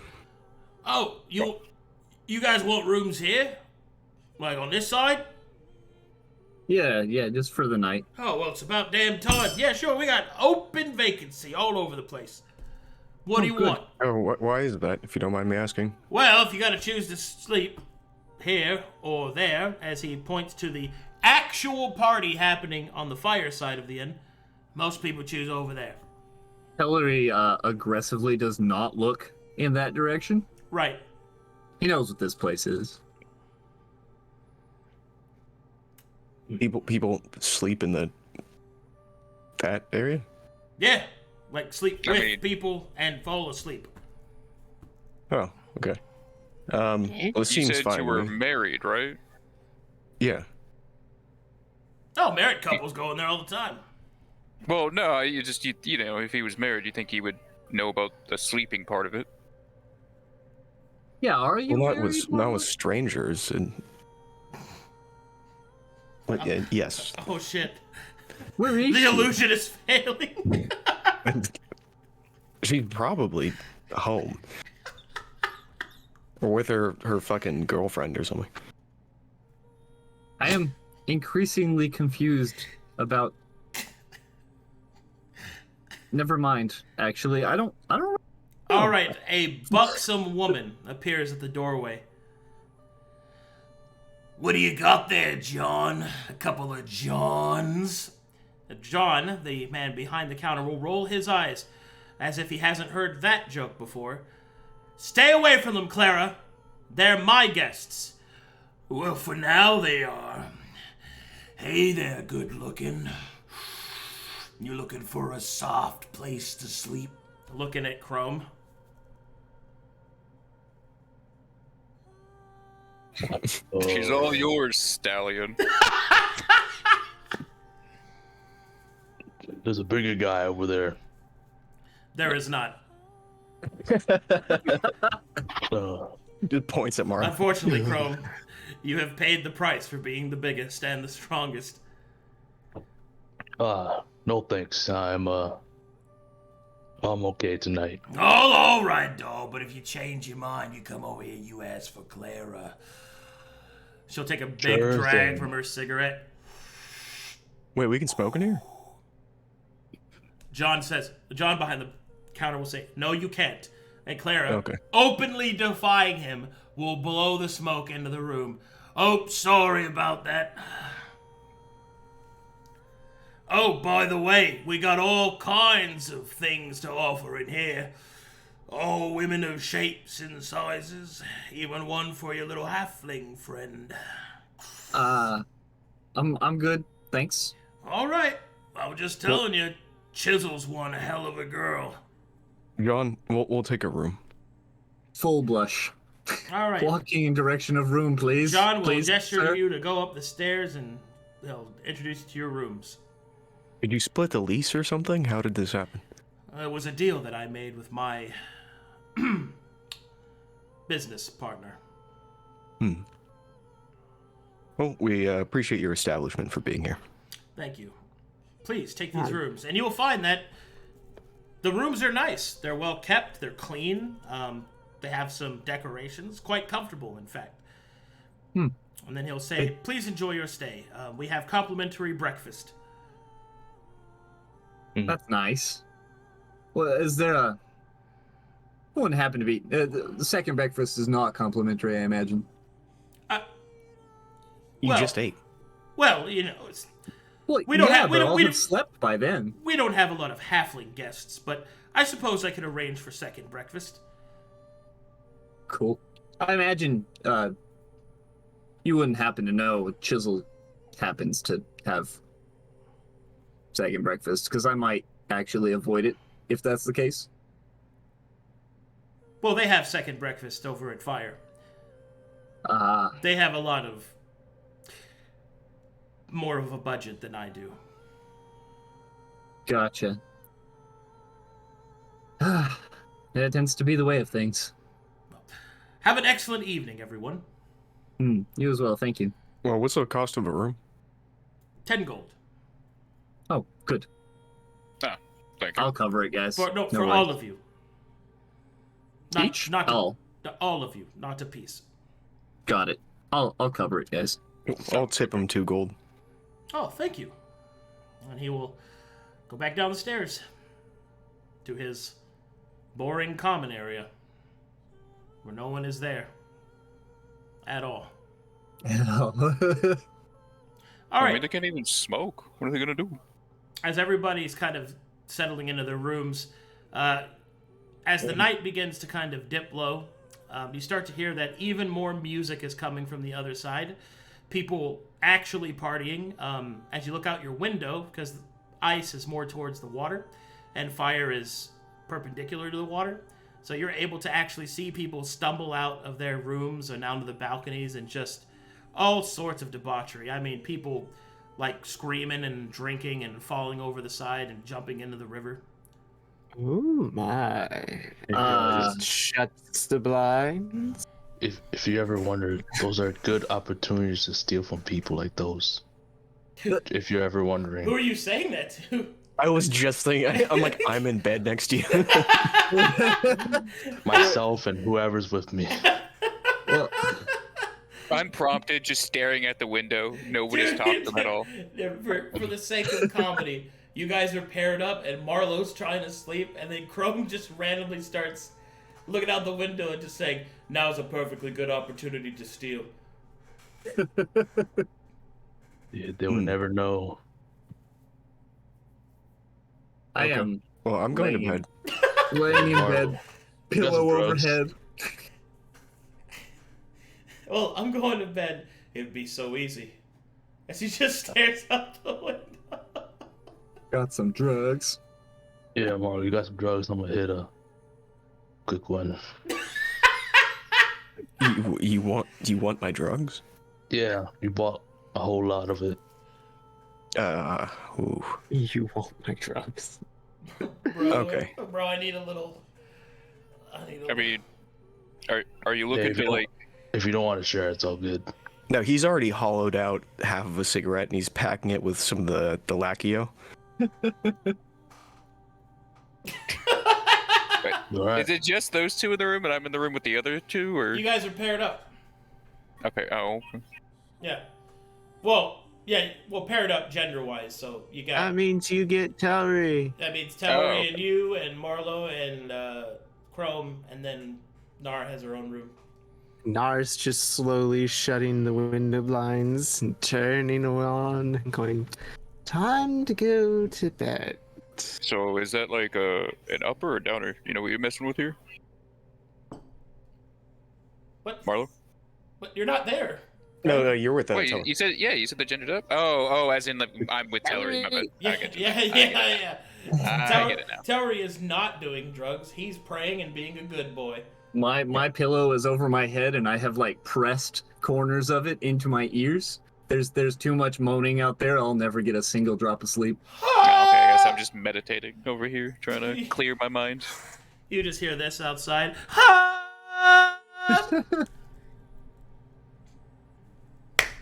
I wish I could hear that through my mic. It's not catching it. No, You just gotta. I'm sure it's getting it on stream though. I'll catch it's the part very later. funny. I promise.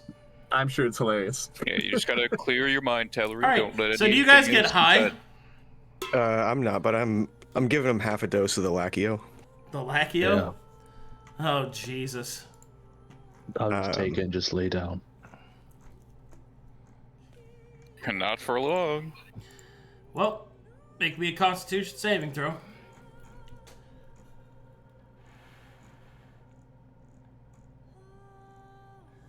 So I got the Silver Salt, Ramunda, and Lacchio. How many doses of each do I have?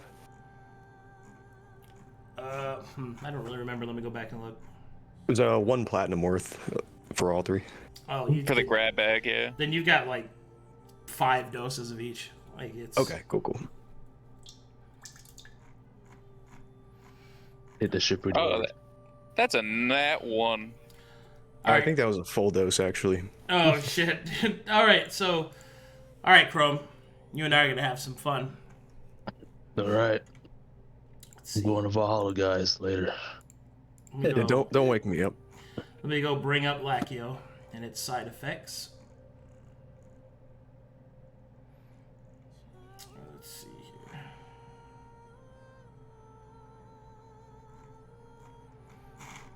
here. You would pick Marlowe as your partner in this. Yeah. He's doing Why- drugs. Why do none of my friends buy their own fucking drugs? Every I time? did. What do you mean? You bought a whole bunch of. I ain't gonna buy any more.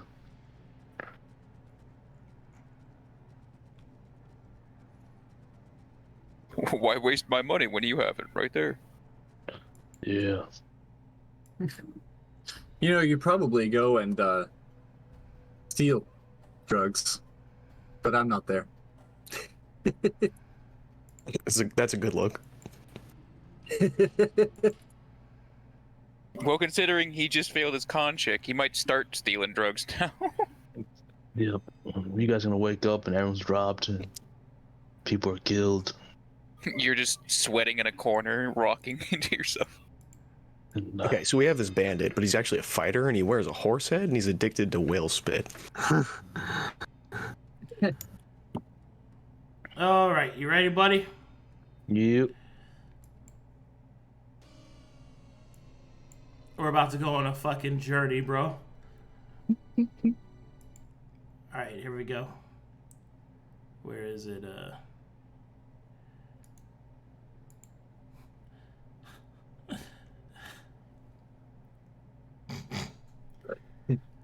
Oh, damn. You hear that? Yep, I hear it now. All right, here we go. All right, you smoke an entire dose of Lachio in one drag. And you try to go to sleep, but you can't sleep. You wake up and you see nothing but colors, Chrome. You get up, you wake up, there's a groove in your heart, and you just gotta follow it. I just, out the window I go, straight to the party. He opens the window with such a force it cracks the glass, waking up Marlowe as you see in the last moments, the stallion with his head fully attached, his horse head smiling against the moon, leaps into the night from the second story. Marlowe goes back to bed. Okay. That party, guys. All right. And so he hits the ground, cratering it as he runs full speed into the party, picking up beer, food, and women all in equal amounts, and he becomes the life of the party. Yeah. Yeah. Give me some more. All right, let's roll to see what happens to you.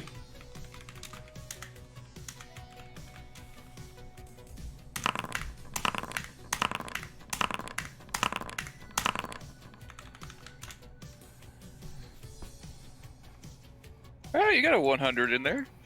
Yeah, that's... Is that a good thing, though? All right, Usually. as you guys wake up the next morning, everybody wakes up having a bit of difficulty sleeping.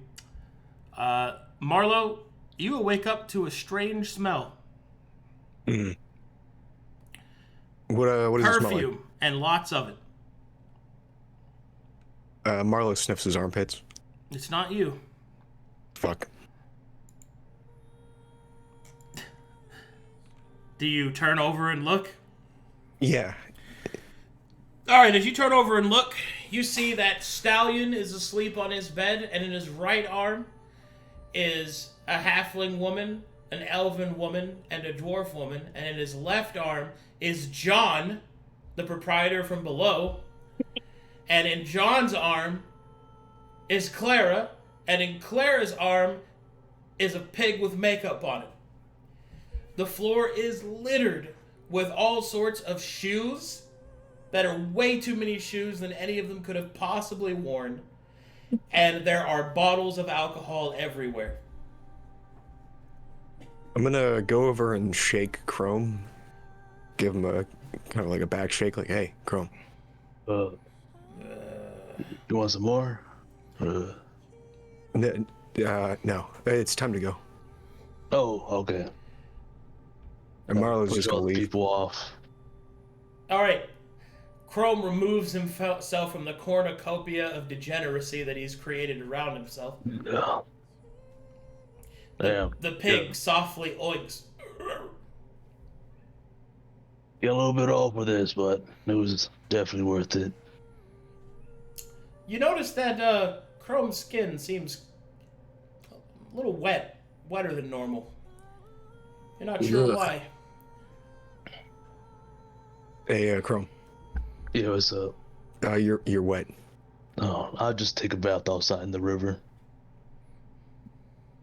Oh, that's a little cold. Or, wait, well, never. It kills off anything on me. That's Gruul fine. appears at the doorway and sees the catastrophe. He just walks in. All right, everyone ready for the more? Huh. Hey, what are you guys doing? Hey, you want to come join? Yeah, ready to go? Leftovers. I'm gonna go get Telry and Gruul, you get want him some past leftovers, bro? My orcish brother. I will put a bookmark on that. What's a maybe? Better than a no. Better than a no. Did you fuck a pig? What's the difference? A hole's a hole, so.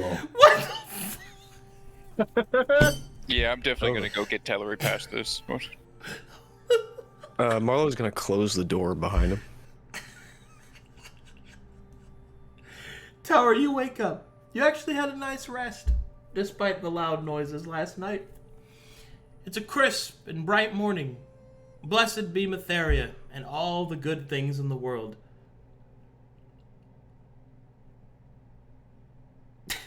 Gruul will walk in. Hey, Telry, let's get dressed and head back over to the carriage. We'll go wait on everybody else. I'll grab Knarh in the meantime. Just straight to the carriage. Marlowe walks in behind him. Oh, hey, Marlowe. You Hey, good? Oh, me? Yeah, I'm doing great. Are you ready to go, Telry? I am ready to go. I tried to plug my ears last night. It didn't help. There's just like bags under his eyes. He's got a haunted look. Okay. Was there a pig down the hall? How do you know about the pig? There was sounds. Pillows don't make very good earplugs, turns out. I don't want to know. Pig. Oh, there still is a pig. Yeah, let's just go. I'm ready to go. I don't need breakfast. I don't care anymore. Carry the pig out with me. All right.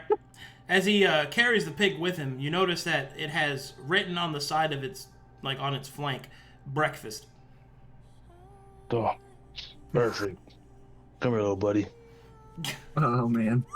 I think we paid for that. I hope so. The pig will waddle over and lovingly jump into Chrome's hands. Man. It seems happy to see you, Chrome. Yeah, I wonder why. Telry, don't look in the room. You don't. Your small man eyes do not wish to look in there. I'll come stumbling wherever the rest of the guys are. Okay. I'm making a beeline for the carriage. I've got a meatball for a dog. All right. As you I'm putting everything else out of my mind. As you go towards the carriage, Marlowe's gonna run back and knock on Knarh's door. And opens the door. No, Head, morning. Knarh, scruffy. You ready to go? Turns around, grabs weapons. Yes. Oh, yeah, we're headed out of here. Good. Follows after you. Slowly straightening hair. Is there a counter before we leave from the ice side? I think it was. yeah, there is. Is there? Where's he keeping his gold? I'm just gonna. It's in a little box behind the counter. I'll take that too. First, is there anyone in the lobby? Or... No. I'll just take it. Okay. Let's get out, guys. Did you just? Oh, he gave this to me. He's in my room actually, so. I guess. Never mind.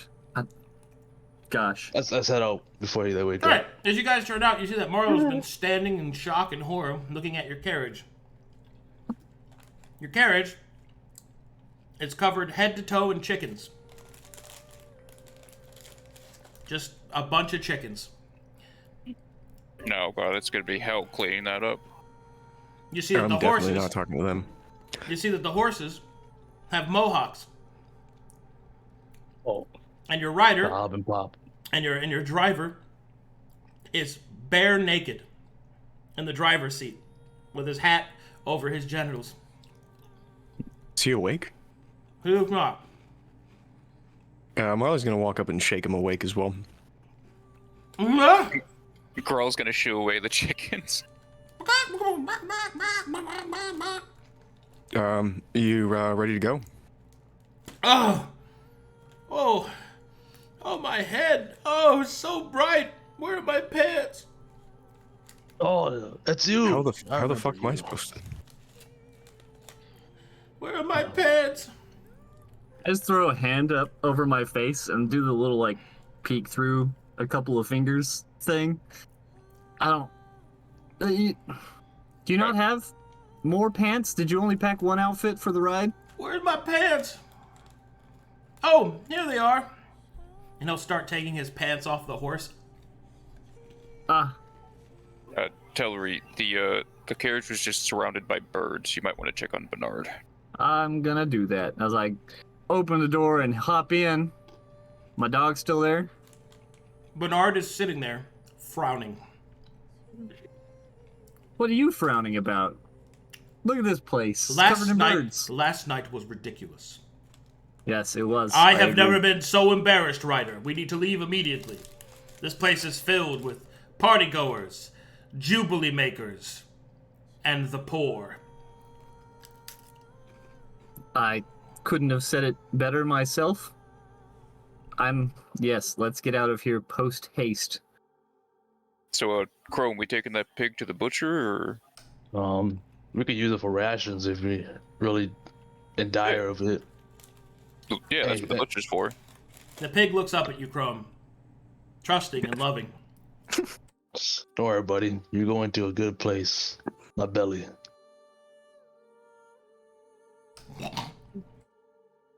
Continue staring unknowingly. Are you bringing him with us? Is it gonna be a hassle? We got a dog in the carriage. What's a pig? I have no idea. We can always strap the pig on top. It's... Right. What? Just is there a local butcher we can go to while he dresses and cleans up the carriage or something? Probably. We can probably do it ourselves. Why tend to the meat at the moment? Yeah. We do that on the road. Yeah, the pig will stay fresh the longer it's alive. Alright, you want to butcher a pig inside of the carriage?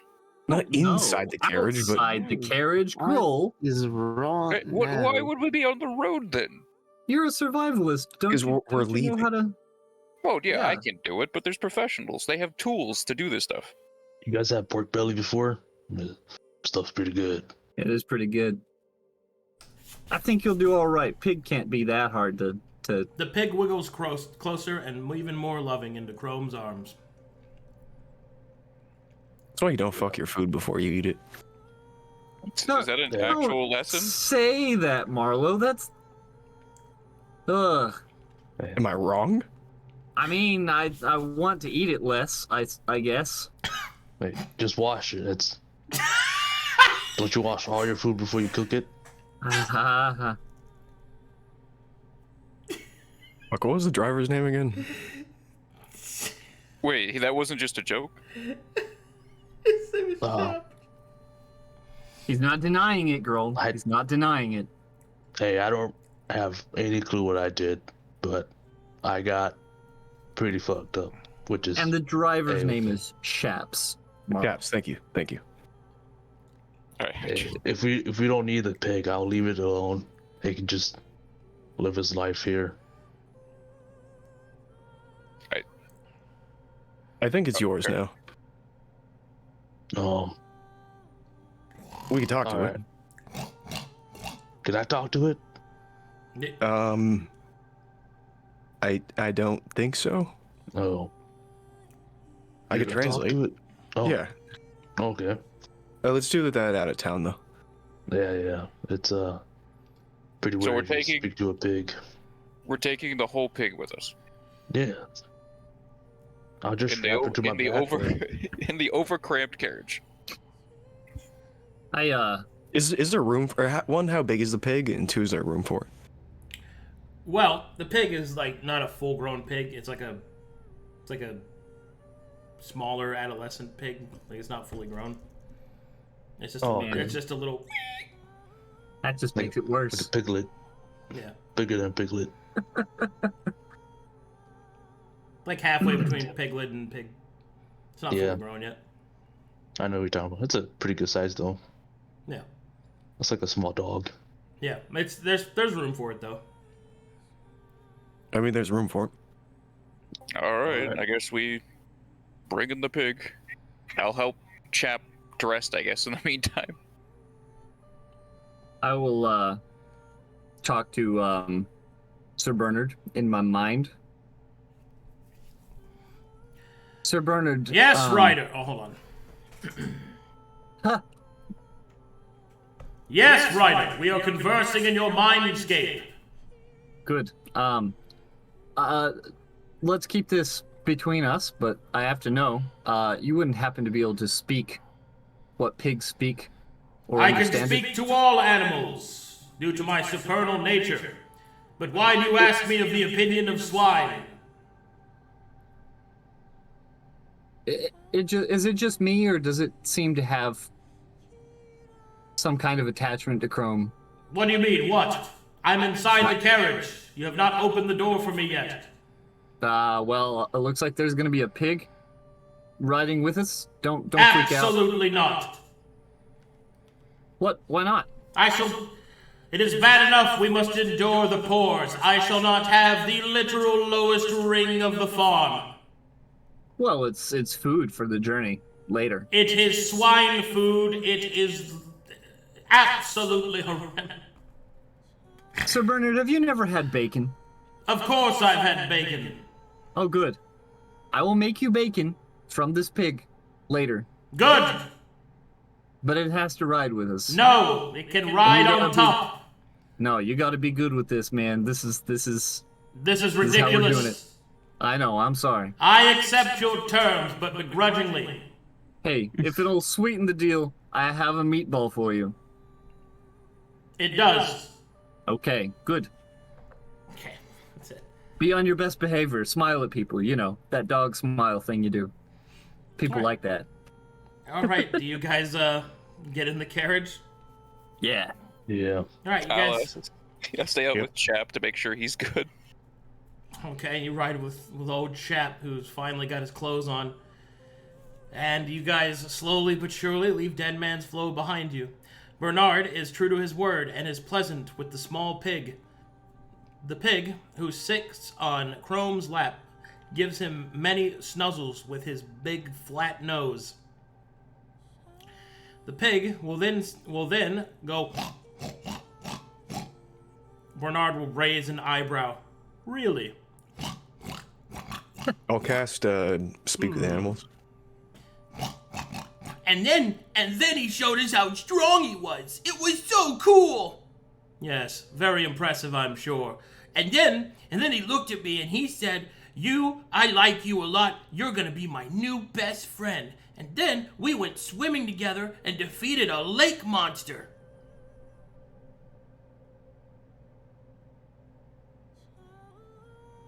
It just keeps going like that. Marlowe doesn't say anything. He has just vivid flashes of him killing his friends and eating his friends. It kind of shakes off the intrusive thought. And then the little piglet will look up to the stallion and will say, I know he can't understand me, but I hope he knows how much I care about him. He saved me from being eaten, you see. I was gonna be slaughtered, and then he picked me up and he said that my name was Breakfast, and I would not be harmed. I'm so grateful to him. Bernard will laugh. Ruff, ruff, ruff, ruff, ruff, ruff, ruff, ruff, ruff, ruff, ruff, ruff, ruff. Oh, you foolish creature. He has only saved you to be eaten later. You don't know that. You don't know him. He's strong and good. That man is a bandit. At best. And at worst, he is a poor. Well, I think you're a dumb dog. And I think you are a piece of shit swine that does nothing. Bernard, did you just hurt his feelings? No. He is a pig. They cry. I guess they do that. Yeah. He just starts crying against Chrome. I'll put the box of a goat on top of him and crack that open. Okay. Right, hold still. I need some leverage. Right on top of his crying head. Baby cries, use it as a table. Inside there's 50 gold pieces. Oh, look at that. Although, I should be clear, some of that's your gold that you gave him to sleep there. Well, it's actually Telry's gold, but it's a win in my book. Banditry rewarded. I'm up 50 gold. Look, he said it was a perfect time to steal, and he was not wrong. A perfect time to steal. All right. Time to continue on your journey.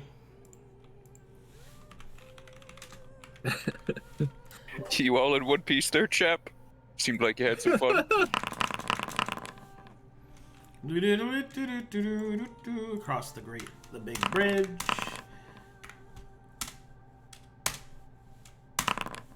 Okay, it takes you 5 days to get across that. That was so funny to me, dude. Like, that was so good. Some good stuff. Okay, on day 26, you guys have a major decision to make. So, there's a number of ways that you can get there to Owl the Fife. The absolute fastest is through the main orrery, which is going to take you inside the Pale City and then down and through its shipyard, which is a ferry you can take, which takes you all the way to this point, and then you can drive to there. Or you could go the longer way, which you use the carriage to literally go down the crossroads all the way there. Going the long way by carriage is going to take you a month and a half. Going the shorter way by Pale City and ferry will take you about a month. So you'll shave off about 14 days. But you'll have to go into the Pale City. Yes, and although we have, diplomacy, that may not fly. Yeah, that might not fly. Do we know what the extent of our diplomatic community is? Your diplomatic community is as extensive as it is respected. So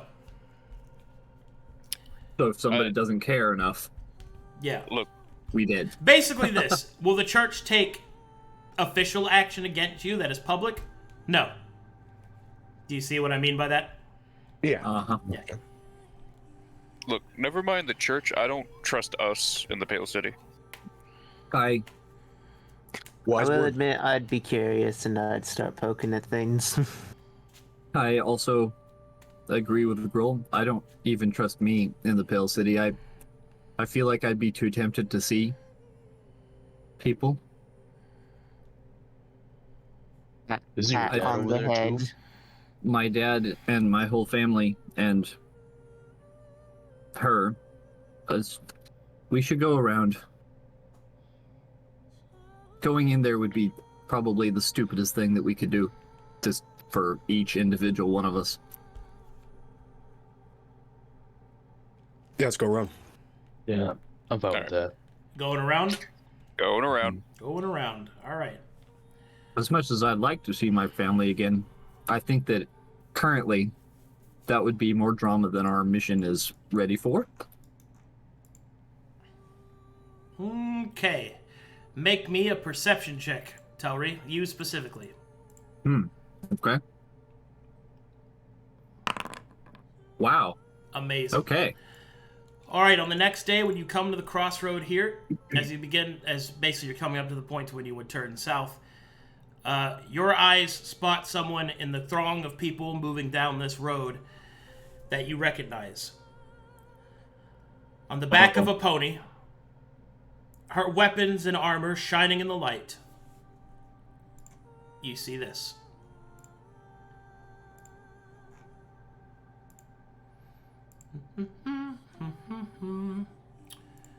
One moment, please. I am currently loading.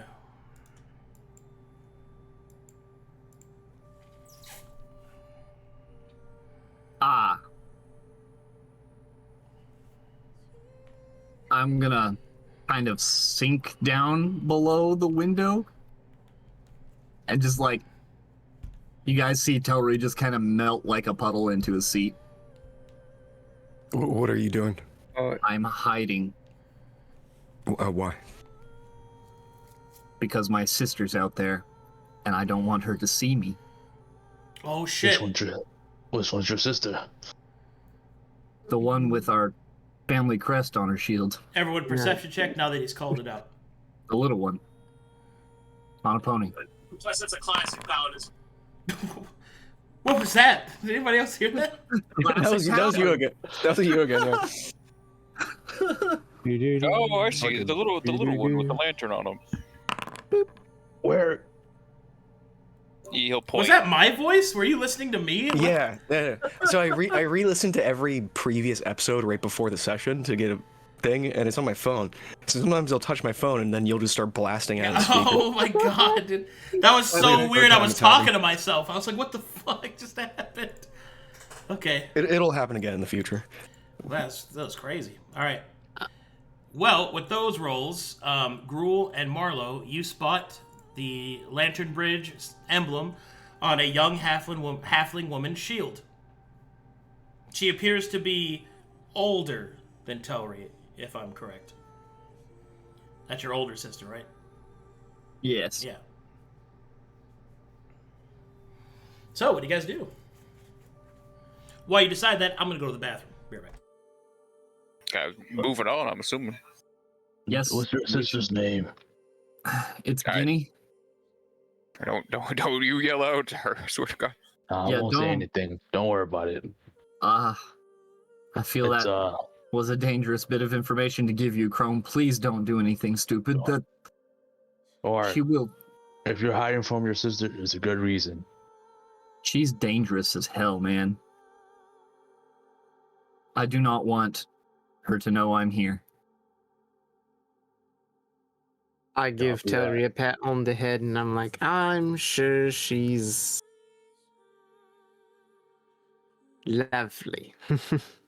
She's a good sister. You single? And who, me? Oh, her. I'm fucking with you. Last I heard, 5 months ago? Yes, she's single. Telry, it's been a lot longer than 5 months. I guess I was out of it for a little while there. I don't know. I don't want to deal with her right now. She would definitely give us trouble. Well, I don't see her, but it's okay. There definitely is a halfling. One day you gotta go say hi to her sigil. again. Otherwise, your family will write you off as dead. Well, I mean, they probably won't do that. I've written my mom. She knows I'm alive. I hope. That's good. That's good. My family probably thinks I'm dead. I kind of think they're dead, but that's beside the point. You have family alive, Knarh? I don't think so. We fought zombies back in the Razor Cliffs when I left. It's not likely a lot of us lived. You gotta.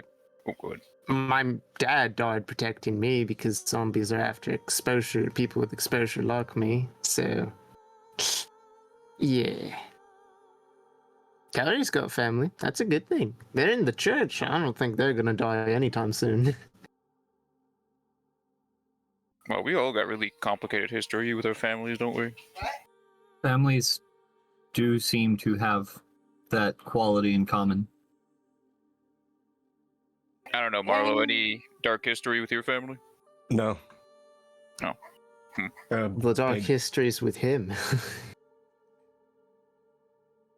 Hey, speaking of your wife, is she expecting you back anytime? I have no idea what the fuck she expects. If she is, she'll be here. We're looking for me.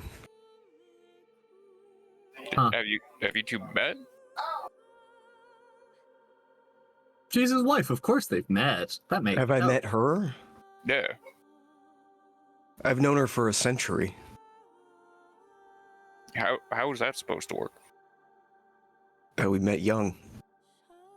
How old are you?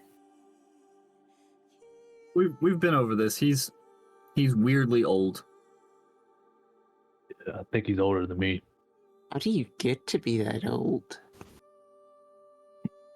I use a lot of facial creams, stuff like that. I heard the elves get real old. They do. So do the dwarves. I met a few old orcs myself. Is that why your brain's so messy? You just been alive for too long? I'm back. You'd say that. Ah. I'm sure that would make sense if that's how you feel. Does his wife have a name or just... No, never mind. Don't answer that question. Well, you're asking me because you said his. Yeah. So, like, if you've known her for a century, how do you not understand her motivations and tendencies and able to explain to us the concept of intimacy? Oh, well, a lot of times I think I do, and then I'm pleasantly or unpleasantly surprised. You can never fit an entire person in your head. Kind of like you're doing now, Telry. Like you have no idea what your sister feels. I Or know maybe you that have she an is. idea. I know she's very faithful and that she cares about me. She's the best sister I could have ever expected. I'm afraid of hurting her. And I know that if we got to talking, she'd figure it out and it would get complicated then. And I hate it when things get complicated. I'm scared of that. Are we headed in the same direction as her? Well, you're crossing paths, right? So you're going to this fork here, and you're turning south, and she's coming from this direction, going that way. Oh, okay. So there's this brief moment where you're kind of in traffic and you're passing each other. So it's up to you if you want to say or do anything. Well, she's on her way to Mornhow, so we might see her on the way back. If you want to say hi while we're in the protection of Mornhow. That's months from now, good sir. Yep. You know what? Maybe I have an idea. Gruul, if I handed you a note and you went to talk to her and told her not to open it until well after we're gone, do you think that would be a good idea? I mean, not really. You could always just send a bird to the next location that we hit. Why would you send a note to her where she's telling her going. where we're going to be? No, I wouldn't be saying that. I don't know. Maybe I should go out and talk to her. That sounds Oh, like a terrible idea, but Well, if you I have a do, mask, we're gonna yeah. keep going. And I don't think, yeah. Sorry, go ahead. What were you saying? I would like If to you want. remind us. Go ahead. If you want, I have a mask and I won't be recognized besides the mask. I think you'll be recognized. Well, eventually I'll take the mask off and I'll be okay for a little while. I would just like to remind everyone that Telry is currently wanted as a heretic. Yeah, You know, I know. just say it. That's if Telly wants. Chrome, could I borrow your mask? Sure. Here you go. You can have my shady one instead. The shit. Nice. Yeah. Thanks. Sorry. You're going out there to talk to your sister. We're going to keep moving. Well, She's going to recognize you. I'm taking your word that this is going to add layers of complication, and that will get in the way of the mission. you're right. I shouldn't let my feelings get in the way. One day I'm going to go and talk to them. There's so much to explain that they don't know, that we've learned. Now might not be the right time. Now's not the right time. It is good to see her, though. She's looking well. Yeah, she's pretty hot. Hey, it's my sister, man. He basically looks like Telry. Just older. Wait, did you just call me hot? So, No. so you guys pass by her or not? Yeah, we're passing by. Now's not the time. All right. As you pass by her, in the few moments that you very close to her, you could see that she has a worried look on her face and a face of impatience. And you can see that there is a letter crunched up in her fist that she's holding the reins with. I can tell it's my letter. Probably. Oh boy. She done got mixed up in something she shouldn't have. What makes you say that? I wrote a letter to my mom. And I think that's it. And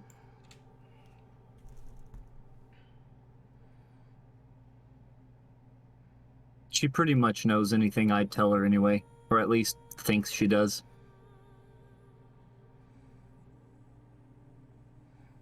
Oh well. All right. We keep going. So be it.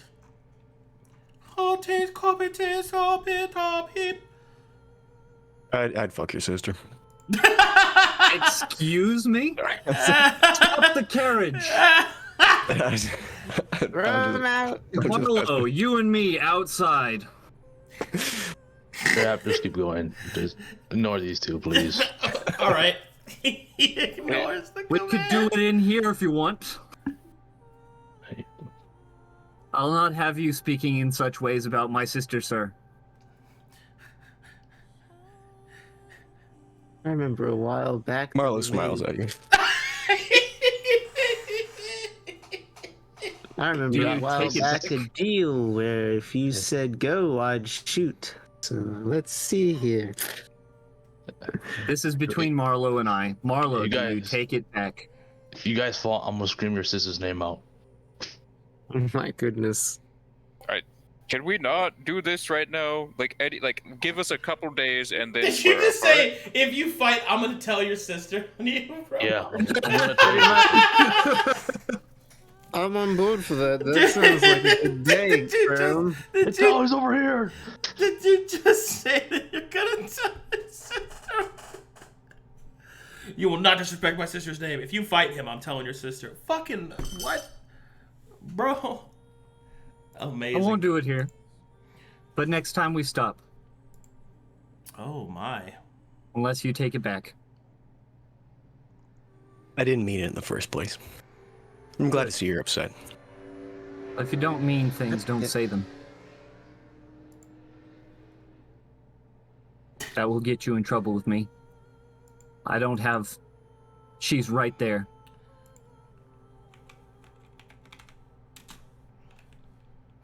Well, I'll just cross my arms and slump.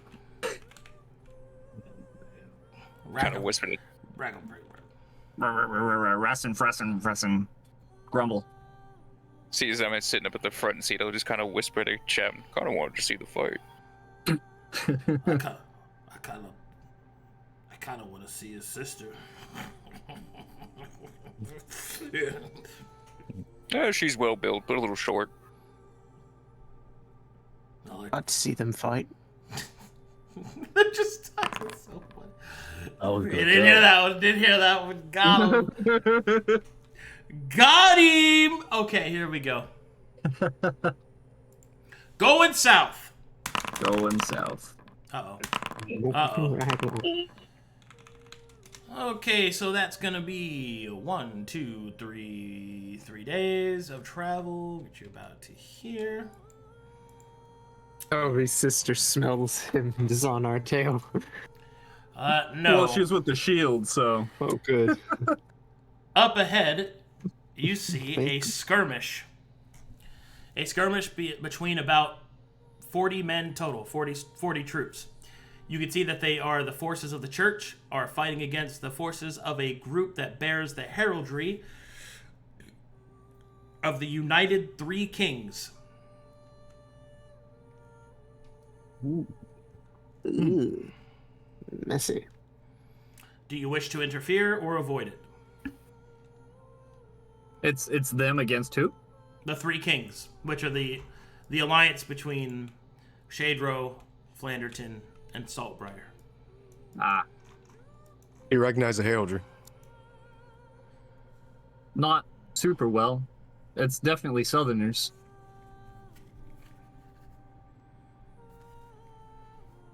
This isn't our business. Okay, so you guys just wait it out? I guess, yeah. Yeah. All right, not wanting to get in the way, you take a small bit of time to the side and just wait for the battle to conclude itself. And let's see which battle wins. Let's see here.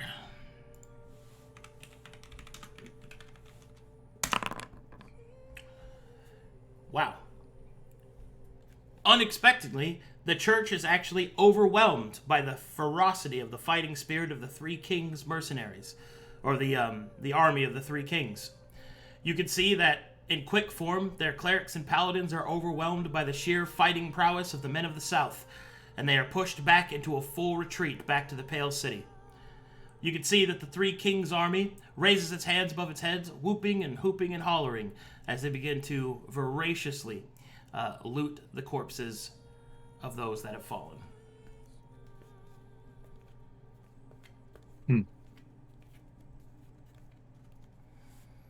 Okay, you guys continue past them? Do we speak to them or keep moving? Keep going. Okay. As your carriage moves forward, at first the men turn as if to do something about it, but then they see the diplomatic markings of the Bard's College, and they decide to leave you be, although they keep a watchful eye on you with arrows pulled, but bows undrawn. You continue on your way. Jumpy.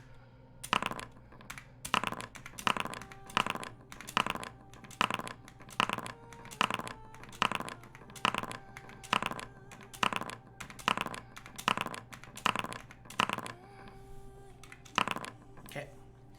And so, the party continues their journey.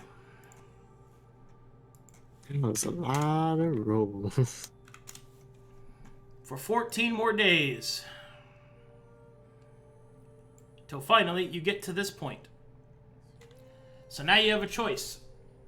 You can continue on your way.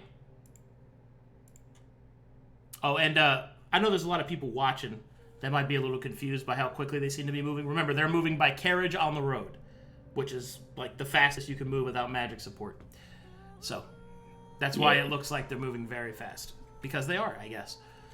So, you come to a fork. You can turn the fork in the road to the city of, or the large village of Down Frown. So, the town of Down Frown. Or you can move towards the east and continue on your way. If you stop in Down Frown, then the horses can rest. If not, then you're on the risk of them being exhausted. We should probably rest the horses, although Down Frown sounds like a terribly depressing place to stop. Fuck, what was the driver? What was the driver's name again? Good chap. Yep. Chap. Shap. Shap. Chap. Chap. Do the horses need to rest? Well, they could probably push them, but if we don't find an inn after this in a while, they're going to get real tired quick. Down Frown's about 4 days out of our way. It'll cost us about a week there and back, but it'll be a good place to rest. Know anything about the place? Well, I can tell you this. Down Frown is a pretty depressing place. I mean, every town has its ups and downs, but not in Down Frown. Do you know why that's the case? Well, probably because of, political corruption or curses. I don't know. That's just what people say. You never been before? Well, I've never been to Down Frown, no. Oh, do you want to stop? Yeah, we'll learn. Well, I guess we're making a pit stop. Okay.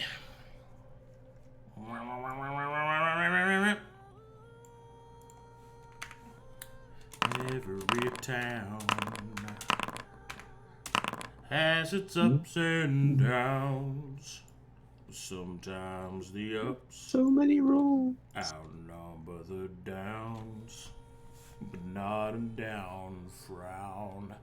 All right, as you guys get there, you can see a large hamlet built into the side of the cliff stone walls and copses of trees that kind of sparsely protect it from the sun and from those that might view it with harm. The town is quite large and beautiful to look at. However, as you get there, there is a sullen sense of the people.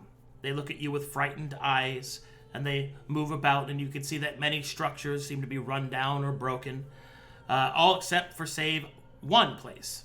You see that there is what appears to be a large gallows with pristine stone benches for viewing, and large wooden beams, crisp and lacquered.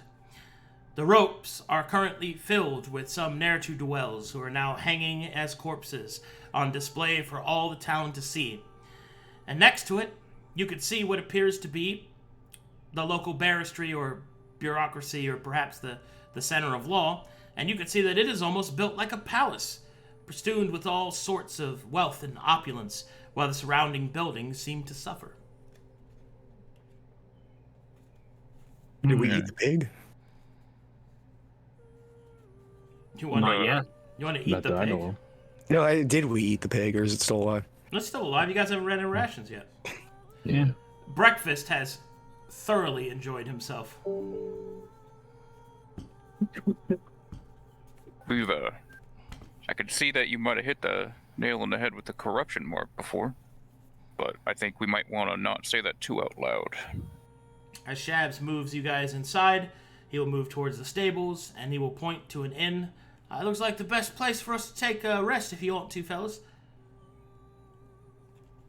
Sorry, my voice keeps changing. I didn't mean that. There you go. We can go there to rest. Yeah. All right. And I'm like squinting at the barony banister.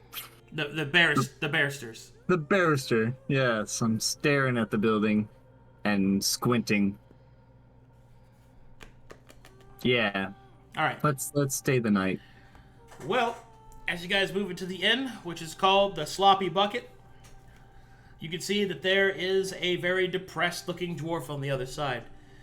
Hi there, friends. Welcome to the Bucket of Slops. I'm your sloppy...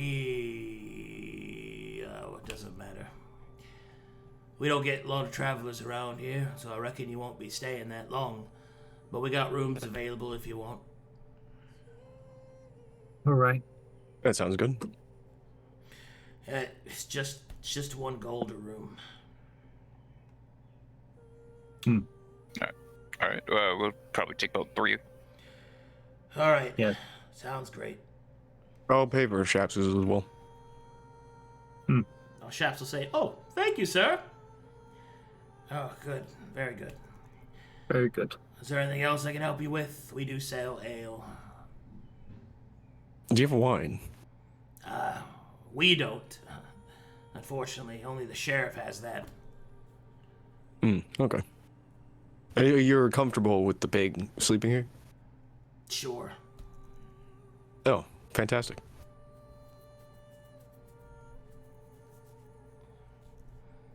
Yeah, Marlowe will walk to his room. Yeah. Going as well. Marlowe. Yeah. Oh, go ahead, Gruul. Well, I was just gonna say I don't like this place much. I think I'm gonna take the time to feel the place out and meditate. Awareness.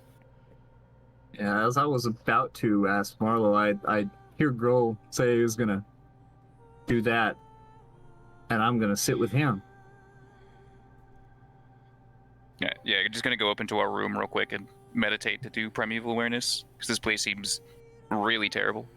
So you're primeval awarenessing in the middle of a town? In our room, yeah. Okay. There's a fuck ton of humanoids around you. Nice. That's it. And a pig. Well, there's animals too, but... It just seems like people, so... Gruul, there's something wrong with this town, and I don't think it's a curse. I think you're right about the corruption thing. But not the demon kind. As much as I'd like to make right on it, it's another fight for another day, I think. But we're here. Yeah, do you know what's wrong with the place? It seems like one person's getting all the benefits of the fruit of the town.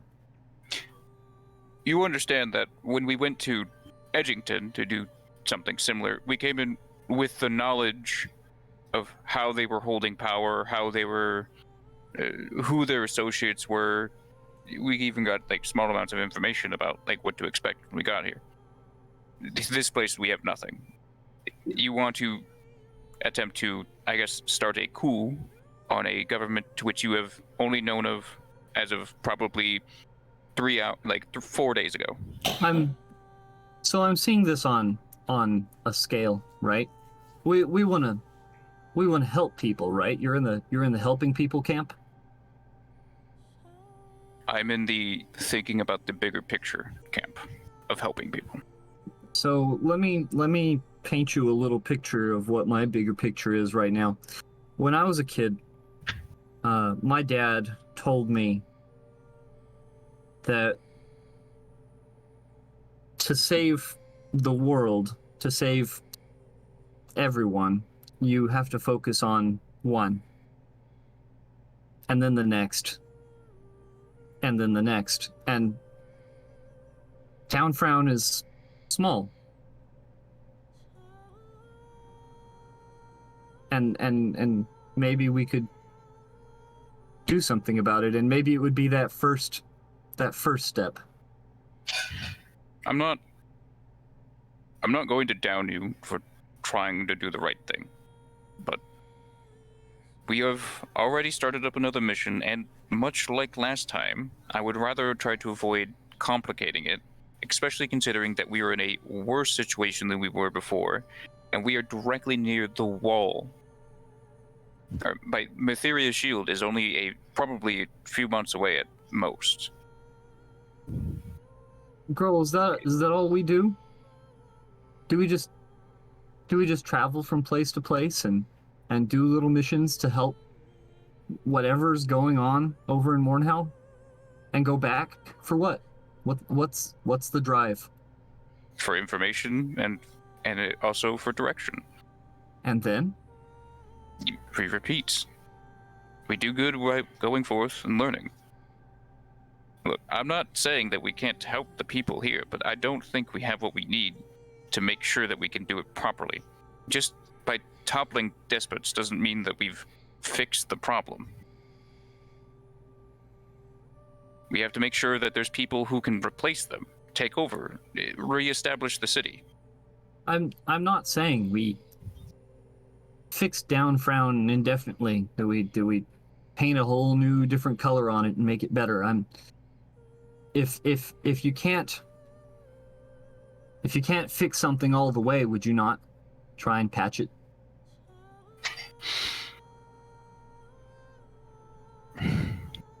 I think that you can do a lot more damage trying to do something without knowing what you're doing than doing nothing at all.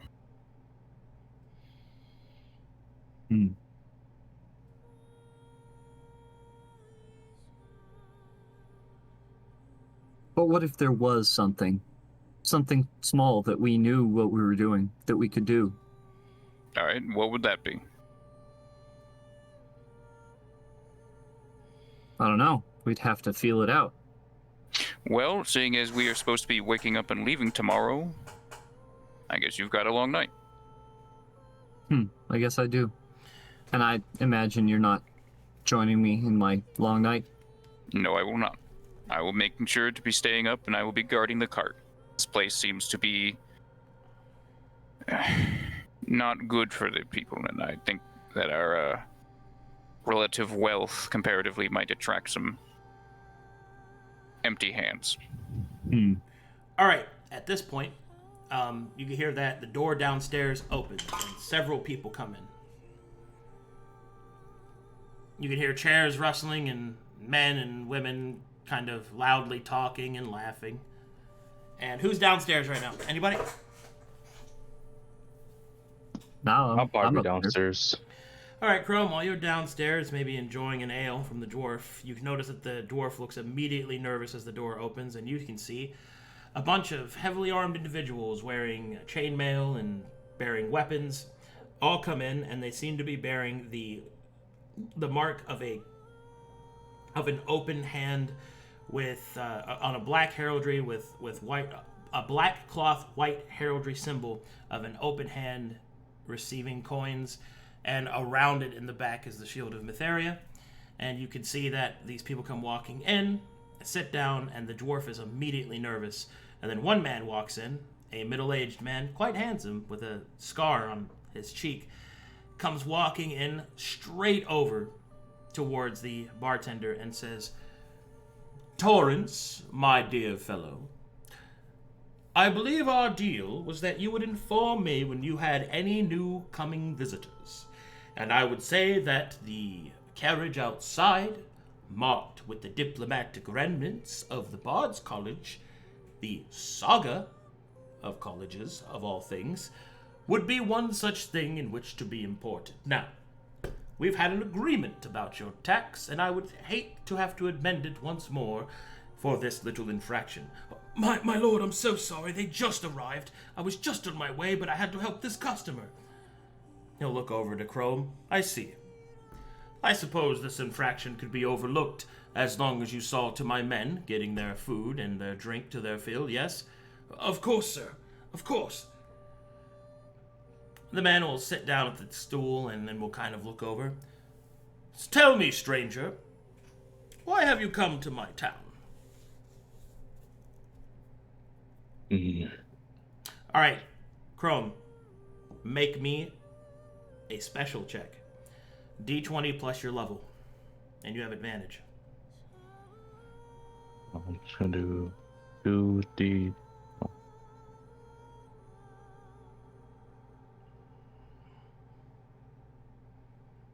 Plus 3. See if this works. That did not work. Just roll a D20 plus 3. Just do it twice. Oh, okay. Yeah. And it's slash, not exclamation mark. Oh. Yeah, roll that. Okay. All right, that'll work for me. All Better right. numbers.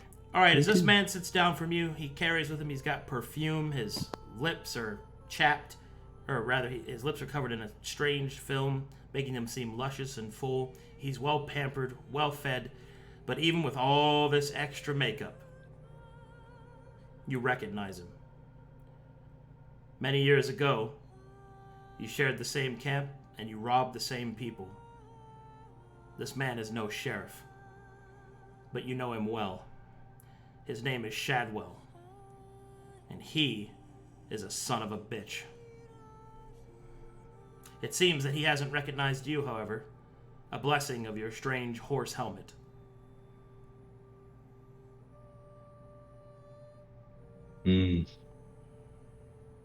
Visiting. Our carriage, our horse needed to be rested. Probably be here for a day and I'll be out. Is there a problem? I suppose there's no problem. Just strange. There are many inns on the way that you would come to Down Frown, and especially with such an important cargo as a diplomatic entourage. 'Tis strange at all, but I understand.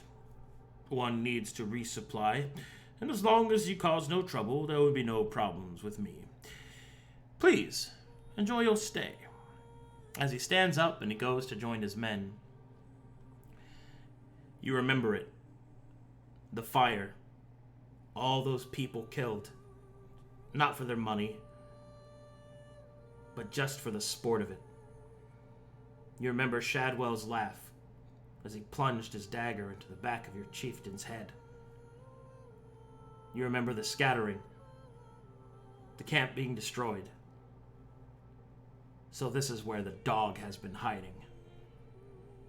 And now he puts himself up as a sheriff? Disgusting.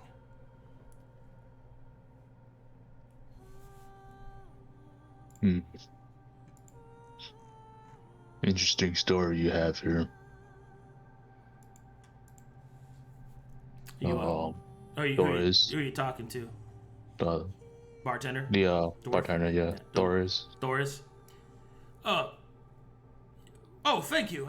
We do our best, the sloppy bucket. Best you can do. I feel for you. My apologies in the past and future. Have you done some crime to me, sir? No, I haven't done it. I see. Well, I'm very thankful to you. Thank you. Do you need anything else? No, I'll be heading up to my room. Well, all right then. Well, have a good night. You too. Chrome just walks up to his room. Try to gather everyone up. Oh shit! Chrome comes, gathers the boys and lady. We're not doing drugs tonight. bro, we had enough. We gotta get that on cooldown. No, yeah, the vibes are bad here. Bad place. Yeah, big issue. The so-called sheriff. He ain't no sheriff. Yeah. He was actually a colleague of mine at Bandits, and he's making his name here. Use this information as you will. I understand we have a bigger task, but there's a problem if you're looking for it. Eyes narrow. Is it safe to stay the night here? Should we leave? He said it'll be okay, but he's a bandit. There's not always an okay. Do you have any issue with the man yourself, or we just gotta stay on guard?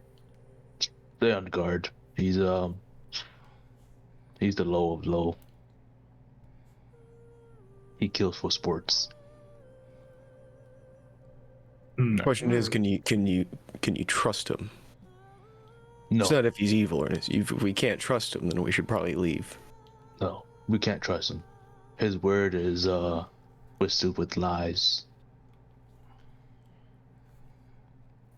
You know, if we still need to rest the night for the horse's sake, I could just stay awake and watch over the cart. We can take rounds. We should stay the night. We'll take rounds then. Yeah, definitely. For the horse's sake, we need to take rounds and watch. Well, I don't want to be insulting, but I can deal with the full night. My eyes are a bit keener than some. You have one arm. I don't need to fight. I just need to see them coming. All right. That's fair. I'll prop myself close. So, whatever happens, I'll be nearby. All right. I'll have my window open. So the party rests then. Yeah. I'll wake a bit early to join Gruul. Yeah, I'm not gonna rest. I'm gonna stay on guard all night. Okay. I'm gonna huddle up with Chrome for a second. So Chrome. There's something wrong with this town. Do you think that guy is it? 100%. If he's not pulling the strings, there must be a bigger guy, but he's a stepping stone to finding what's wrong with this town, if you're up for it. I'm up for it. But you have to remember, this is just a small town we're just visiting. Rest of the parties don't seem too enthusiastic about changing the town. No, Gruul all but told me that it would be pointless.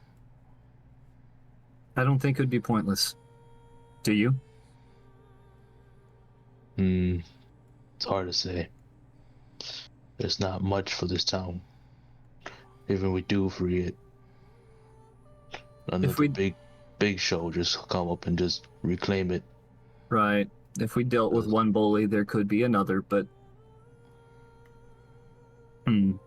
We are in the lands of bandits, and bandits are all around. Do you think this one is good enough, or would they be better served with another different bandit? You can never know. You can always think worse. Then I don't know what to do. But I still feel like something needs done, and I think you do too. No. I do have a personal dilemma with them, but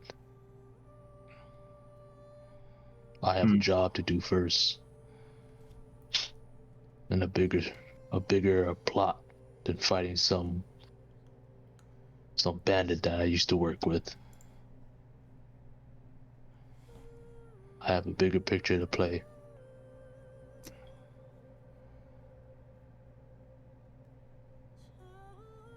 If he interrupts it, we have to do something about it, but so far, keep a guard up. You never know what happens. Do you think he'll be a problem for us? On his own? By himself? Well, you know, without one. us searching him out. Do you think he'll come to us? No. He has a good hand in his town. By the looks of it, it's his home right now. And people like him don't like to leave home.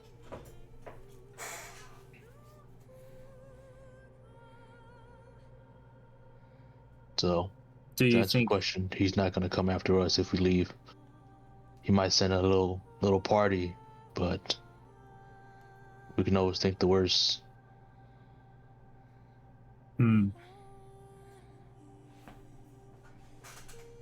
I wish I knew the full story of this town. I wish I could talk to all its people and figure out what's going on, but it might be too big. And you know what my problem is, Chrome? What's that? I want to fix it. But to fix this town, I would have to stay here, probably. Sometimes some problems are not meant to be fixed. They're in a cycle of a problem being caused, a problem being fixed on its own. Eventually something bigger will be happening down here. For the worse or better. Then what's the point of doing anything if everything sorts itself out regardless, as you say, then why are we helping Mila? But she's paying us, and that's the difference. So you're only in it for the money? That's half of it. There's also useful resources where we're going. You're a very grounded person, Chrome, and I think that is its own brand of wisdom. And it seems to work for you. Yes, works for me. Some people struggle to see what they need, struggle what they need to find. But that's all the point of it. I think I'm one of those. I definitely...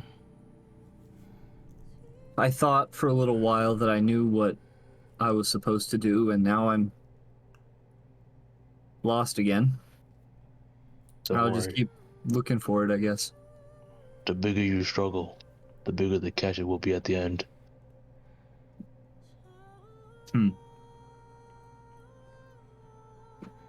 I'll think on that. And then I'm gonna go and take my sleeping shift. All right. Marlowe takes his pillow and his blanket and then leaves the room. He goes over to the room that Gruul paid for and sleeps in that one. Yep. All right.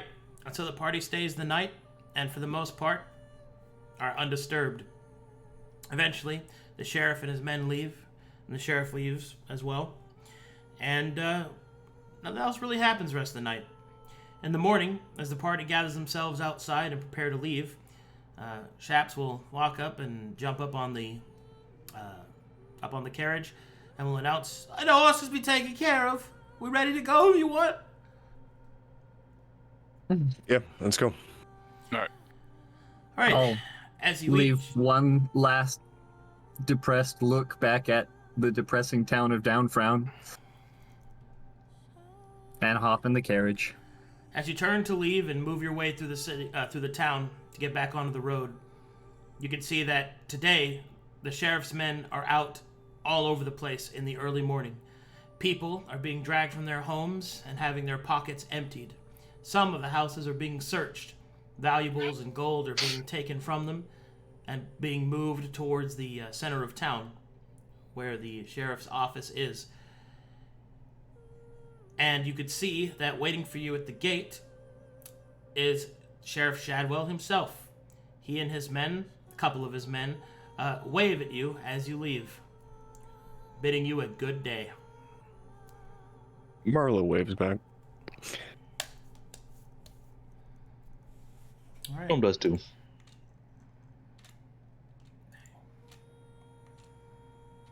Okay, and so you turn Sir away. Bernard.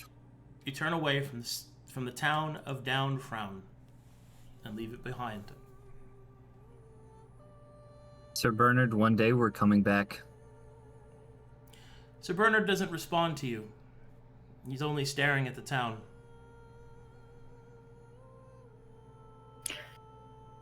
Perhaps when we return, we can speak to Miss Millie Willow? Hey? Willowpipe. Willowpipe, sorry. Miss Willowpipe, and we can get support. Perhaps someone that's a bit more informed on statesmanship. Why would you want to go back to that town? They need us, Marlowe. It's broken. We have to fix it. They need us? They need someone. They need someone. We're here. No, we're not. We're on the road. Why are you convinced they need you? They're being abused by a bully, Marlowe. Don't you see it? They certainly look like that, yeah. And you don't feel that that's wrong. Well, I don't know what it is. If I did, then yeah, I'd probably think that's pretty wrong. You feel that it's wrong. You know it inside. Why don't any of you want to? Why don't any of you want to do anything about it? I do, but I understand that harming men like this enrages them. And if we leave, or if we stay, it means they'll hurt the townsfolk. Harming men like this enrages them. Killing them deals with the problem. Yeah, but do you know how many of them there are? I didn't count. If we do not kill all of them... So you want to kill them based off of something you feel? Something I've seen. I've witnessed. This isn't a feeling. We stayed a whole night there. I'll ask you this, Telry. Where do you think the first thing they'll do once they realize we're trying to help the people here? They'll use the people. Probably hurt them. Exactly. They're hurting them already. You saw that, Gallows. Hurting will not be what they do if we try and fight them. They will torture them, and they will kill them. And they will use it as a shield. They're bandits. The worst And we kind. stir up the people. Where do you get this from? You've spoken to one person there. Every and person. I listened to more. There's If there's one thing to be said about those men, it seems, is that they have done a good job of breaking the spirit of this town. You could feel it in the air upon walking this place that nobody had the will to so much as move against these men. Never mind, look at them. I've spent my whole life reading narratives, defining stories that people have created. And I swear you are the best at spinning up narratives in your mind, Telry. And it's always the same story. Just like the ones I've read, they all boil down to similar things. And in that story, you are the hero who liberates the victims, the innocent. You haven't spoken to more than one person in that town. I didn't need to. You saw them. I saw them. Do you not think they need a hero? It's not about me. I don't know what they need. And I doubt that every person in that town needs the same thing. They all have at least one problem in common, Marlowe. And that's something we could do something about. You're living in your own fantasy, Telry. I think we all are. I think you're living in a fantasy where you think that things that you leave behind won't affect you in the future. Oh, certainly not. Tell me why you left your wife. I didn't leave my wife. I'm still married. Then where is she? All right, insight check. I'm gonna see if it's real or not. I'm just kidding. Go ahead, keep going. She's real. Good. Okay. Where is she? Because if I was happily married, Probably I wouldn't leave her behind. Yeah, that's 100% bullshit. That's literally bullshit. How? You fucking did. I haven't married her yet. I intend to, if she'll still have me, but I don't think she'll still have me at this point. I can't cling to the idea that she'll be there for me when I come back, because I left. And I may continue to be leaving. This is the real world. Well, Things I are hate complicated. it. I don't like the way it is. You can't hate it because you're not living in it. You live in a story, and it's in your head. You've told yourself that all those people in the town are victims of this narrative. Are you blind, Mr. Storyman? I'm not blind. Those people were being dragged out of their homes for money as we were leaving. Yes. Yeah, I saw that. There is an organized bully in that town, and he has cronies. It's one man and however many cronies that barely count. That's probably the case, yeah. We could take care of one man. Well, there's not going to be a we. I That's think the you're case. being a little short-sighted on this. You Not remember... gonna be a we. Is that what you think? There'll at least be a little we. Look, we're all being a little, well, I shouldn't say all. You're being a bit short-sighted on this. We forget about the barony. The entire place is lavish. It's quite clear that they support what's going on down there. So it wouldn't be one person. It would be also whoever is within there as well. And if we fight and force them to come out, you have no idea how they would react to this. Hey, Shap. Yeah, Can you stop the carriage? sure. What's wrong? I'm just trying to make a point. Okay. Telry. Here's your opportunity. Go be the hero. Go in there and start killing people. Save them. Save all the innocent people. Here's your chance. If I'm wrong, and you're right, then why are you even listening to me?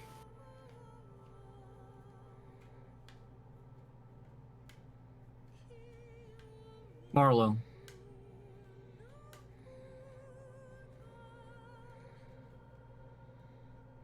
What are you? I'm very is your- old and I'm very tired, Telry. Well, I'm very young and becoming increasingly tired of leaving behind things that I could change, that we could change, that you could change. Telry, there is no man who lives without regrets. You will have to either learn to deal with that, or you die young. I don't really regret anything. You're not really thinking about it. Shab says from outside.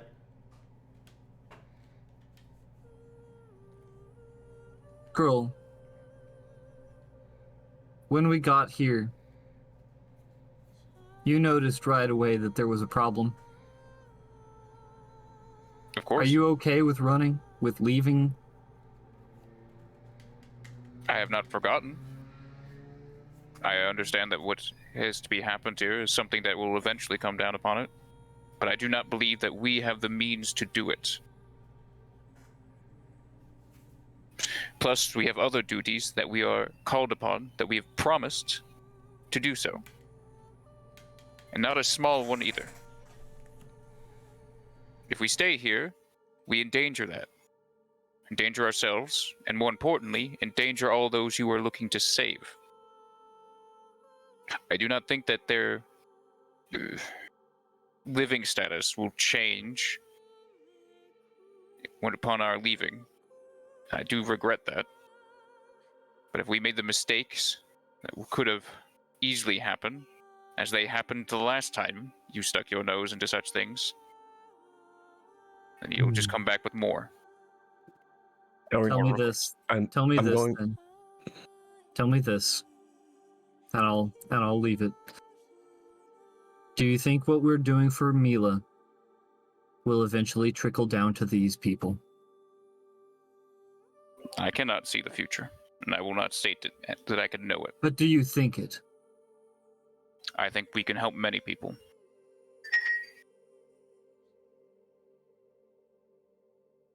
That'll suffice for now.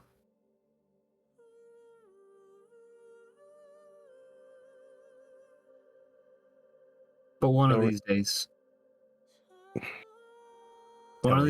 you will find yourself in a situation that I could do something about to help you. And you can know that I will do it without a second thought. Because you are my friends.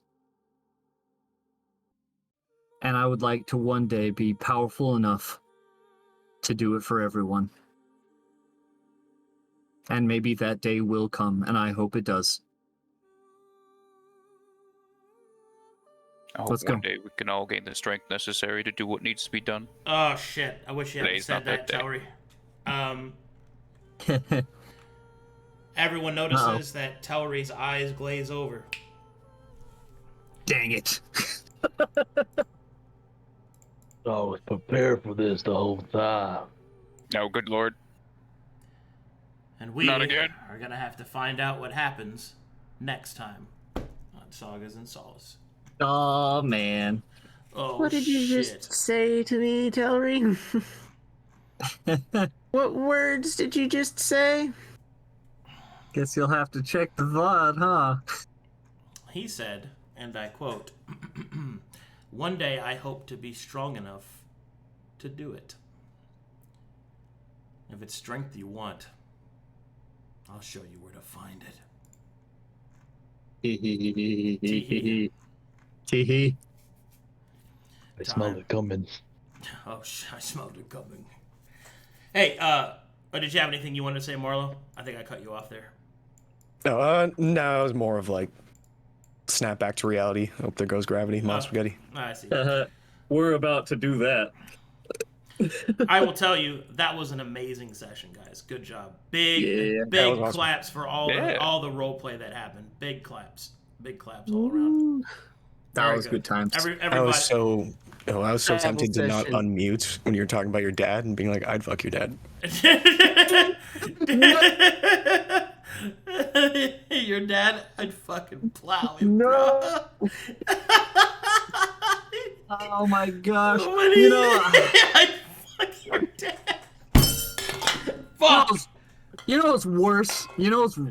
Luke? Is the first thought that comes to my mind as you're saying that is just to escalate and make it worse and say, well, he does have a peg leg. And I should have not said that. I shouldn't have said it, but there it is. The only thing I was disappointed about was you didn't actually go to talk to your sister, and not because I'm like I know disappointed in anything like that. I know. It's because I spent like an hour practicing Portuguese phrases when I spoke to you, so I could speak to you in Halfling.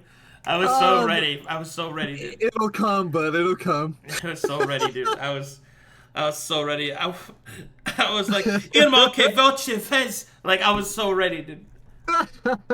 It's você. You have to. Você. Yeah, the C makes an S sound. Yeah. Você. Yeah, I'd figure it out. Anyway. Excellent. It's time for fan art. Will the pores be sitting there? Demon Dog! Still a horse. Still a horse. It's Telry hiding from his family. Like, oh no. Sagas and Solace getting closer to Dark Sermon.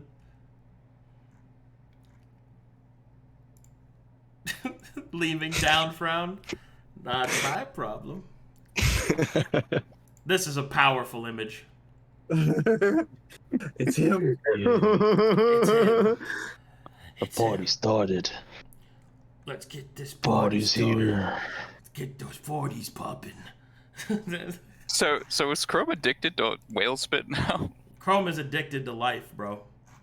Or rather, life is addicted to Chrome. Fuck, do we still have the pig? Yeah. Yeah. Breakfast cool. is still with you. His name is Breakfast. Essentially, the idea at the moment is he's emergency rations, not normal rations. You know? Not normal ration. Man. What a hell of a session this was. Zenmaster thanks the gifted sub twice. Any other subs to thank? Not that I can see. That puts us at 688 subs, guys. That's cool. Nice. My goodness. Good times. Man. Now I gotta wait a week to find out what happens. Oh, no. That's always my least favorite part. No! Oh god damn it! And Chap was already sketched out by you. Yeah, great. Man, poor chaps. I know, right? Poor I'm gonna have to shoot you again. It's That Shaps, makes but me yes. upset. Yes, Shap with an SH. Yeah, I'm just gonna punch you in the face this time. I know better.